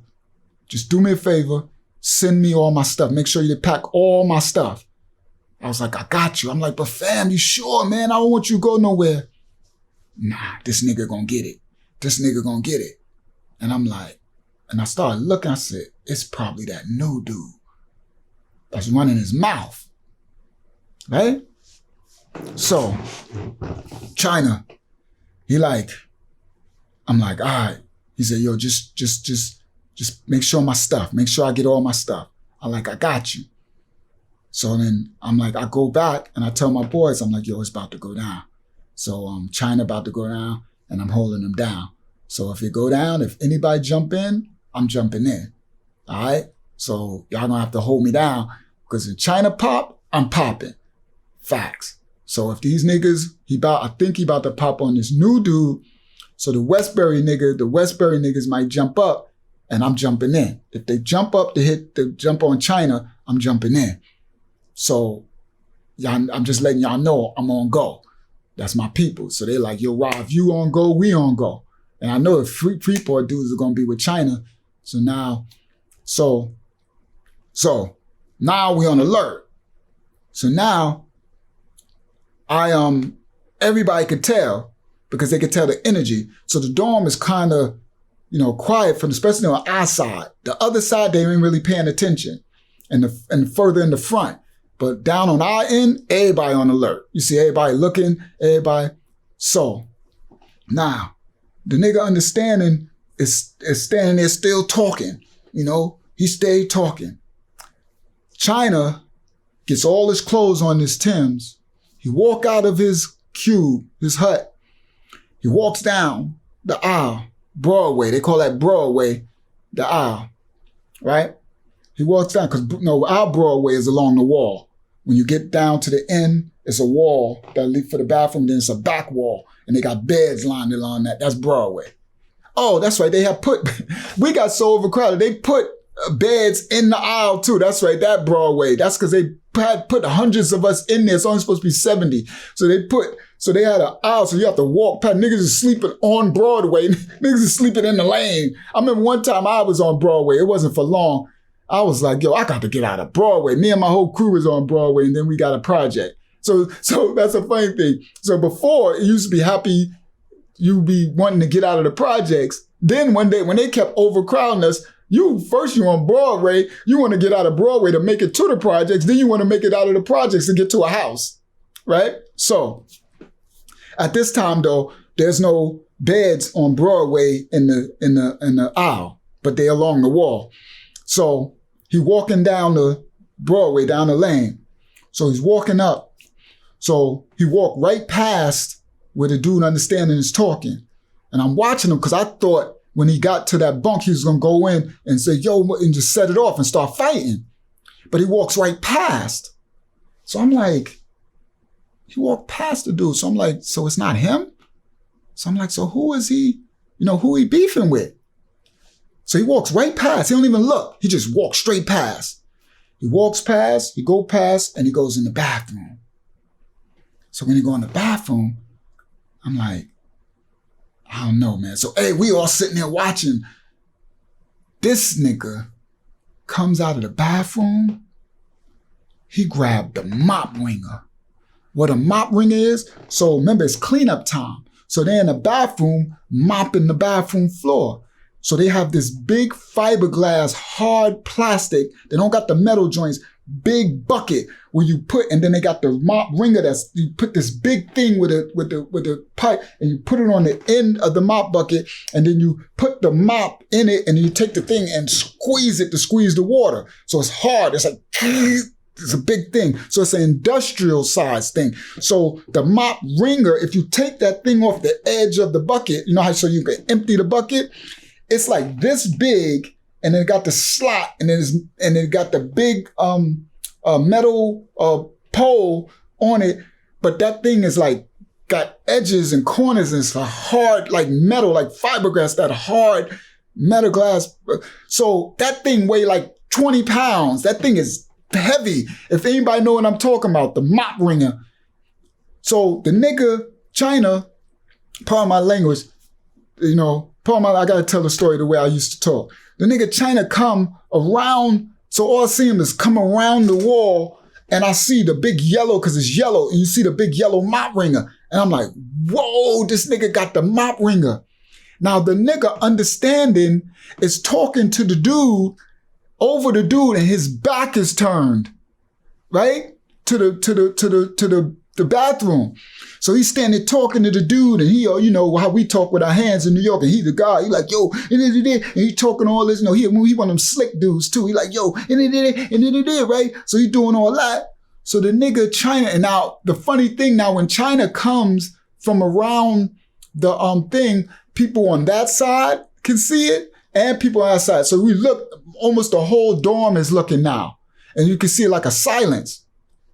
So, and he does it fast. It's all in one motion. He comes walking around the wall, and he walks, and he got the mop ringer, and he walks. So when he comes around the wall, so they're in this bed here, and this is the lane. This is the shower. So he comes out the shower door, he turns the wall, and he walks. And he got the mop ringer in his hand, and he turned to walk up. And their bed is here. So when their bed is here, he comes in, and the dude understanding is standing right here talking. So he walks. He got the mop ring. He walking. Everybody watching. I'm like, oh my. And he walks and he turns in, and the dude's head is turned, dude. He steady talking. This nigga China picked that mop ring up and said, boom. Yo, he bust this nigga in the head like it was a baseball bat with that heavy 30-pound mop ringer. That shit said, boom, it cracked. And when it hit, and China is diesel. He like 230 pounds. He only 5'8", 5'9", 230. Diesel, lifting 4 plates with his legs up, all that, right? Diesel. So he hit this nigga with the mop ringer, and all you hear is crack. You hear his skull. You hear it and you feel it, the thump and the crack of his skull. So he hit the nigga with the mop ringer. Boom! And when he hit him, the crack, and he just went down. Boom! As soon as he went down, blood just, it was like, you know how they show you on the shows when they strike oil, when the oil refiner, and they go, and the oil goes out the ground like that? That's how the blood was coming out of his skull. It literally, he hit him, and he hit, and he hit his body was on the thing, and on the bed, on the floor, and on the bed, and right here, it just said, like a oil was, blood just, I'm talking about up high and just pouring back down. Blood, I've never seen it like an oil thing. And the blood was just, and so China hit him, and when he hit him, boom, he hit him and he fell, and the blood just said, and then it's immediately just blood everywhere. And China, all in one motion, dropped the mop ringer, right? Dropped it immediately, all in one motion, and just went and just started hitting them. Boom!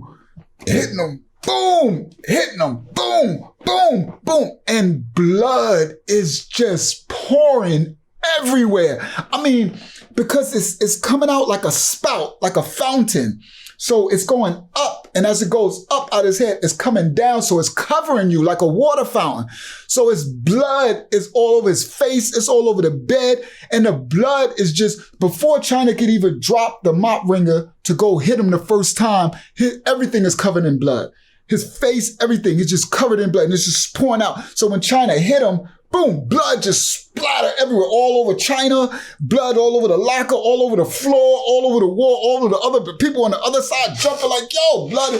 And he hit him, boom, and blood. So every time he hit him, when his head go this way, the blood will go and it'll fly against into this side because it's spouting out. It's spouting like a spray. So the blood would fly to this side, shoo, and it's split, and then the blood, and they hit him again, boom, and it fly to this side, shoo, and it's going all over people, lock all over their pictures, all over their cards from their girlfriends. Blood is just everybody screaming. They're like, yo, it's just a bloody massacre everywhere, and China won't stop hitting them. He just hitting them. So he hit him one time, and I see he went out, right? He went out, and you see his eyes and his blood, and then he hit him again and woke him back up. And he woke him back up, and I'm like, yo. So I'm like, China, like, yo, you gonna kill this dude. So he hitting him. So now, as he hitting him, he's hitting him so fast and so violently, right? And then the dude who was on the bed immediately ran, right? I don't know who he was. I don't remember who he was, but he ain't jump in. He literally ran. I guess he knew better or something. I don't know. I guess he knew it was probably going to be a lot because China's no joke. And I guess he could see that I was rocking with China. He knew Freeport was rocking with China. So I don't know. He just didn't want no smoke. So he bounced. He left his bunk, right? So China hit the nigga. So as he hitting him, right? Blood is so much blood, guys. Listen clearly. So much blood that is starting to collect on the floor. It's that much that is starting to collect like this. The blood is so much of it that it's starting to build up on the floor. It covered the whole part of the floor because it's just pouring out like a water fountain, right? So China's hitting him. So as he's hitting him, so we hit him, he knocked him out, and I could see it because we had ran down there. And I could see it. I'm like, yo, and I'm like, China, I'm like, we're frozen. I want to stop him, but it's blood. I don't want to get that blood on me. It's just like, so. And then I'm stuck in disbelief because it's happening so fast. It's in a blink of a second, right? So he hit him, and then he knocked him out with that third hit, and you could see his eyes. That's how I knew his eyes rolled back, and then he caught him again. Boom! And that one woke him up. So when he woke him up that time, the dude woke up, and he started fighting. So the dude woke up, and he started hitting. Boom! And he hit China and caught him. And it was hard, right? And it was like, boom. And China, whoa, he jumped back. And then the dude, when he hit him, he caught China, and China jumped back. And that gave the dude enough time to get up. So the dude stood up. And I'm like, yo, this is the most amazing thing I've ever seen in my life. So the dude stood up. Now he's covered with blood. It looked like a scary movie, like a horror movie. That's so much blood. So the dude stood up. And when he stood up, China was like, oh, you. And so China went to swing and ducked it. And they caught him. Boom. Yo, he rocked China. It was like, boom, that hit was hard. It was like, boom, and China, boom, it stuck. He stuck back like, whoa. He stepped back a little, and it was like, and the dude's like, yeah.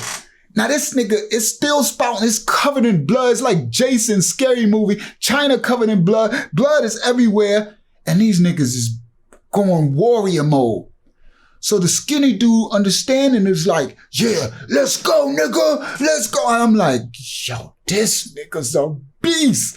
Immediately I was like, woo, I'm glad I'm not fighting this nigga. I'm just telling you, I can fight and all that. But I don't know, man. I don't be wanting no smoke with no, I don't know. I don't like to fight. You know what I mean? I don't want to be getting all punched on and beat up. And this nigga can hit. Now, he was a skinny nigga, right?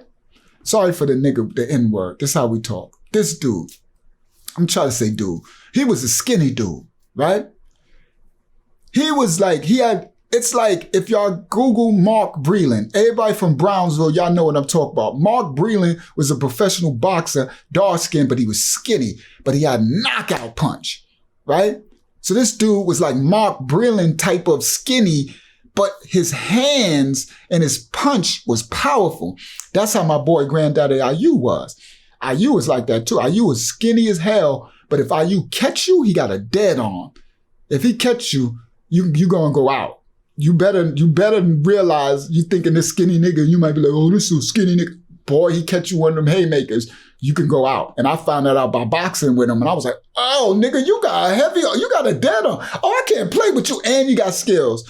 So I had to like, oh, I can't play with you. You know what I mean? I'm like, yo, I can't play with you. Like, you got skill. That's when I knew how you could fight. So I was like, oh, well, cool. I'm glad you can fight because we going all these places. At least I know you official. I know you can hold it down if we got to come to these. And he ain't scared of nothing, right? So he remind me of an IU nigga, real skinny, right? I'm to my granddaddy, the one that just passed. RIP to my brother. Stories coming, facts. Documentary coming too, facts. And shout out to Video Music Box for putting that clip of us up out there, facts. So Ralph McDaniel, Uncle Ralph, shout out Uncle Ralph for putting us up there. And I'm going to show y'all, I got the documentary coming. So all my stories is official. Got me with the heavy jewels on and all that back in the 90s, 91, 92. Facts with the Fendi coat and all that. This is official stories. So that's the problem. These people tell these stories. Show me something in the 90s where you was heavy, driving the big Benz and all that. Show me receipts. Praise y'all. Praise the Most High. Y'all, the Ralph McDaniel gave me receipts. Put a receipt up. Official. Facts. All right, that's coming. So anyway, so this dude understand and remind me of IU. Skinny nigga, Mark Brilliant type nigga, skinny nigga that could fight, that got hammers, right? So I'm like, yo. So then China they square up. So this nigga is covered in blood. Blood is everywhere. And he like, let's go. This nigga is like, so then China like, oh, you want to fight? So China, go, man. He duck and hit him. Boom, hit the nigga. Boom, the nigga fall back. Boom. So then the nigga fall back. Boom, hit him. And then he do something. And then he go to hit. And when he go to hit, he go to swing at China. China ducks the swing and both of them niggas fall. Because there's blood all over the floor. The blood is getting thicker and thicker on the floor. So both of them niggas fall. Boom, boom, both of them fall. One of them hit the bed, China hit the floor. I'm like, they can hurt this. So they fall because they slipped on the blood. That's how much blood. So these niggas fall, boom, and blood. So they fall. Then this nigga trying to get up. And the nigga understand it, came over him, hit him. Boom, caught China. Boom, his head went back. I'm like, oh, this nigga hit hard. Boom, bust China joint. You know, his mouth, like, boom. So then China tried to grab the nigga and this nigga hit him again. Boom, I'm like, yo, this nigga is actually winning now. He's actually winning the fight. When this nigga was half dead, his head is cracked open, his skull is cracked open. I said, this nigga's a warrior. I'm like, note to self, don't ever fight this nigga. Note to self, he gonna get shanked or stabbed. I mean, he gonna get stabbed, cut, or shot with a gun. I ain't fighting this nigga. Facts, I am not fighting this dude. So, I'm like, yo, so now it's to the point where I might have to jump in. Because the China's on the ground and this nigga's throwing haymakers, right? So he's hitting it. He caught China. Boom, boom. China reached and grabbed his leg. Shoot. And the nigga slip, boom, grab him. Then China got up. Boom, caught that nigga. I was like, what? They are warriors. China, 230 hues. This nigga skinny. It's like a circle at number 10. I'm like, these niggas is throwing haymakers. China caught the nigga, boom. China hit the nigga so hard, the nigga slid into the boom, hit his head against the metal rail of the thing, boom. Then grabbed him, pulled him back, stood him up, hit him again, boom. The nigga fell off on the back of the bed, boom. China grabbed the nigga, and the nigga slipped. They wrestling now. The nigga slipped out. China slipped. The nigga caught China, boom. Caught him in the back of the head. Then after he caught him in the back of the head, China went down, then got him an uppercut, boom, and lifted him up. Boom, blood fly, it's blood everywhere. Then China grabs the nigga, right? He get the uppercut, boom, trying to grab the nigga, pick him up, slam, boom, on the bloody floor. I'm like, yo, everybody like, this shit is gladiator warrior school. He slammed him on the bloody floor, boom, you can hear his back. Then China stood over him and started stomping him. Boom, boom, boom, kicking him, stomping. And then the nigga grabbed China's leg. Woo, China fell. Boom, for the blood, because it's slippery. So they slipping around. So China fell. Boom, then the nigga understand and hit him. Boom, so they hitting each other. Boom, boom, boom, boom. They just test. I'm like, this is the craziest fight. These niggas is warriors. But this nigga understanding, his head is cracked open. He done lost probably half the amount of blood in his body. That blood is this thick on the floor. Now, the gate popped. The door popped finally. Boom! The COs rush in. I guess they waited till they got the goon squad. Cause I seen the sergeant, I seen the badge, the gold badge dudes, sergeant and somebody, captain, somebody was in there. It was like, everybody lock in, everybody to their bunks. So they came in, these niggas was in blood. Boom, boom, boom, boom, boom, boom, boom. Rah, bah, bah. This nigga throwing haymaker just rolling around in the blood. This blood. When the COs came, they all stopped. When they all ran around, I think they all stopped. Like, it looked like a massacre. It was blood everywhere. They was like, stop. So the captain, the sergeant dude told them go. Because nobody wanted to go in there because you're going to be covered in blood. So he's like, go stop them. So the COs had to go and had to grab them and get them off each other. And them niggas was like, yo, yeah. Them niggas was like, I was like, wow. It was like, I mean, not clapping for them doing that to each other, but for the gladiators, the warriors that they were, both of them. Them niggas was throwing haymakers. Wow. I'm like, this dude understanding. So then they grab China first because they see all the bloods coming from him, the understanding dude, right? Because he's covered, his whole face, he could barely see or anything. China got blood all over him too, but you can see it's coming from understanding's head. It's still like gooping out, goop, goop, goop, goop, right? So they immediately grab China and take him out. They get him out. They take him out of the dorm. They taking him to lock-in. So I already know I gotta, they know not to go in his hut. Now, if you're not official dude, they're gonna raid your hut, your house. They're gonna take all your stuff if you're not official. So they already know not to go in China house. They already know he's official. So I already know nobody touch nothing. Know what I mean? They already know, like, all right, that's raw people. Yeah, and nobody, I bet not see nobody sniffing that hut. And his bunkies, they know better. Don't touch nothing. So later I got his stuff together and sent it to him. But and what people owed him. Yeah. Tally up. Facts. Tally up. Anybody who owe him, and don't let me find out that you owed him and didn't tally up, because he's going to send word from lock-in if you got his stuff. So just tally up now. Facts. You know what I mean? I'm not saying I'm the toughest, but it's just prison, it's jail politics. It is what it is. It's how we get down. It's how we give it up. So, but yeah, I ain't the toughest, but we was official. It just is what it is. I don't like to talk no crap. This is real stuff. So they got China out, and then they were all huddled, and they grabbed this big towel and put it over Understanding's head, and they put a towel over his head, and then they wrapped his head and like wrapping him. And so the sergeant dude, they start taking pictures.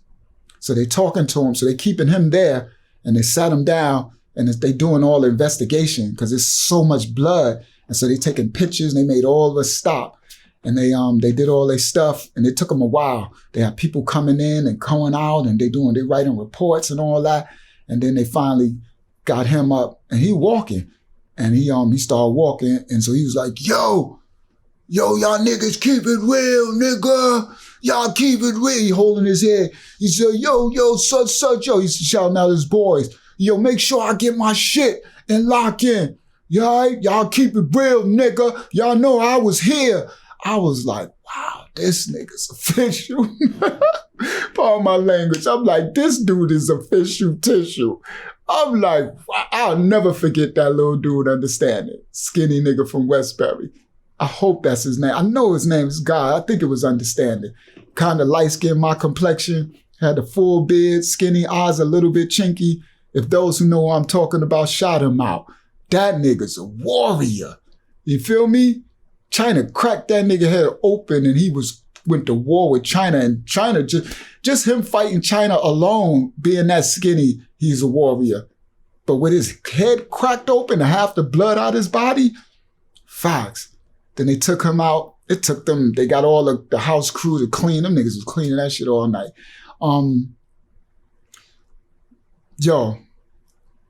That, and then we never seen neither of them again, because once they lock you up, they never bring you back to the dorm. Quite sure China got a new charge. He probably went back to the tiers, to the cells in the main building. So then I didn't see China until years later in Pathmark in Baldwin. China from Freeport and Hempstead. Baldwin is kind of in between.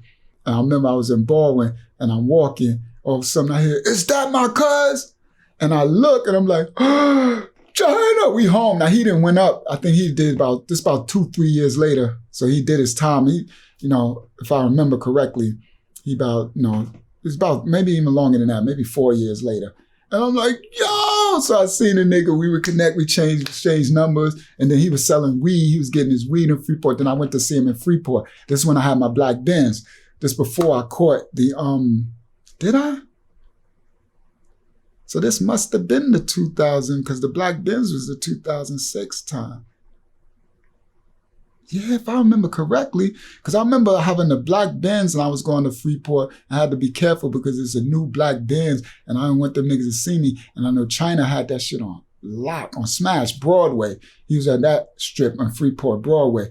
He had a house over there and I went to see him and he came out and I know he's related to Yaya and this high level ringing bells. So I remember, yeah, so this had to be the 2006 bid. Yep, because I remember it was the black Benz. Cause I remember when I went to see him, because we was talking on the phone, I was like, yo, he had that weed. So I was like, let me come see what you got. You know what I mean? Because, I was going back and forth. No. So yeah, the bid was back then when this happened. That was, I think, around the 92 time, if I remember correctly. But then when I seen him again was when I had the Benz. Nah, that's too far along away. That's too far away. I don't know. But I know the Benz, so it had to be around the 2006 bid then. So, you know what I mean? Because it's me, that 92 bid and seeing them in 2000 too far. It wasn't that long away. No, I don't think so. So anyway, I don't know. But he, if anybody was in the jail with me at that time, I remember, tell me the year, So, but I remember I went to see him for the weed and the black Benz. I remember he came out the house and he's like, yo, cuz, what? I'm like, I told you I get it in the street. You know what I mean? Like, you really do be getting it. I'm like, yeah, son. I'm like, you ask about me, they know about me. Some niggas from Freep. I told you I used to mess with your uncle. You know what I mean? He was like, yo, this Benz is crazy. He's walking around the Benz and he had 2 chicks. China had 2. He was fly in the street. He was dressed. I said, look at China. You a fly nigga. He had two bad chicks with him. I'm like, all right, China. So we kicked in and talked. And then that was the last time we saw each other. You know what I mean? I didn't go back out there to re-up again because it was the police out there they was on me for my Benz. I was like, I can't come back out here no more. I get knocked off messing with them. They see me, they've been investigating me. So I was trying to stay low. So, but anyway, so then they took understanding out the dorm, everything, and that was it. The moral of the story is keep your mouth shut. Do not go into no prison system, even in the streets. You run around, start talking about a dude, start talking about some chick you smashing. That could be homie's wife. No disrespect, but that was China's girl. So while China was in jail, understanding was talking about he was smashing his chick in the street. So China's chick was cheating on him while he was locked up because he had already been locked up for a while.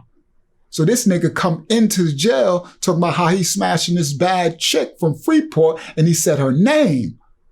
And he's telling this story about how he's smashing her, talking all this, and it's China's girl and he don't know it. And China's walking past and hear his girl's name. And like, that's when he stopped. And when I saw him stop and he just listening, and this nigga stayed talking about how he's smashing this bad chick from Freeport and saying and all, talking all this stuff. And China said, and that's when he went into the bathroom, took his shower. He finished on like everything is all right, took his shower. I guess he was thinking what he gonna do. So when I went and looked and saw him sitting on the bucket, he's probably contemplating what he gonna do.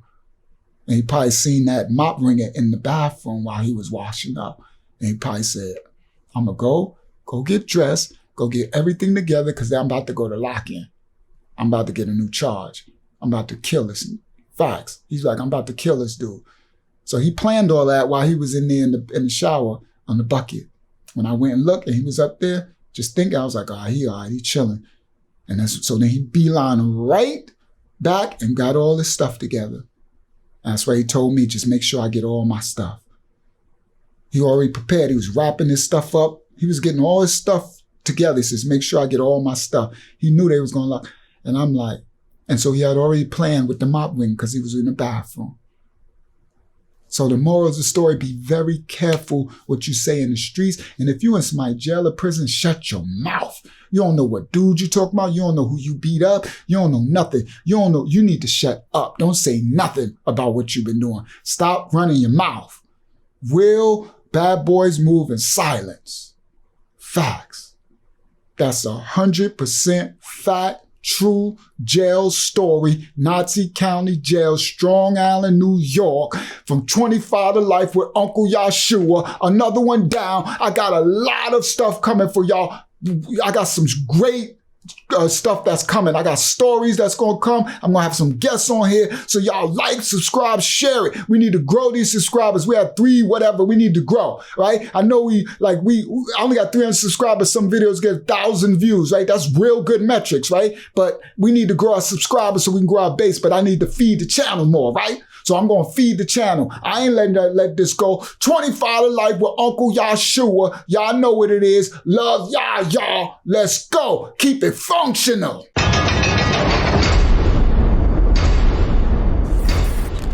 This is 25 to life with Uncle Yahshua. You wanna know why they call me Lucky Lucha? They call me Lucha cause I like to tuck that choochie. All the time on the grind, getting that doochie. This is a little story on 25 to life with Uncle Yahshua. Like and subscribe for more incredible stories every week. Police are on the scene of a triple homicide on Long Island. It happened overnight at a home in Hempstead. I'm from Hempstead, dark side, the ghetto, the dark side, strong, the wrong, I think I'm supposed to run. Am I bad, motherfucker?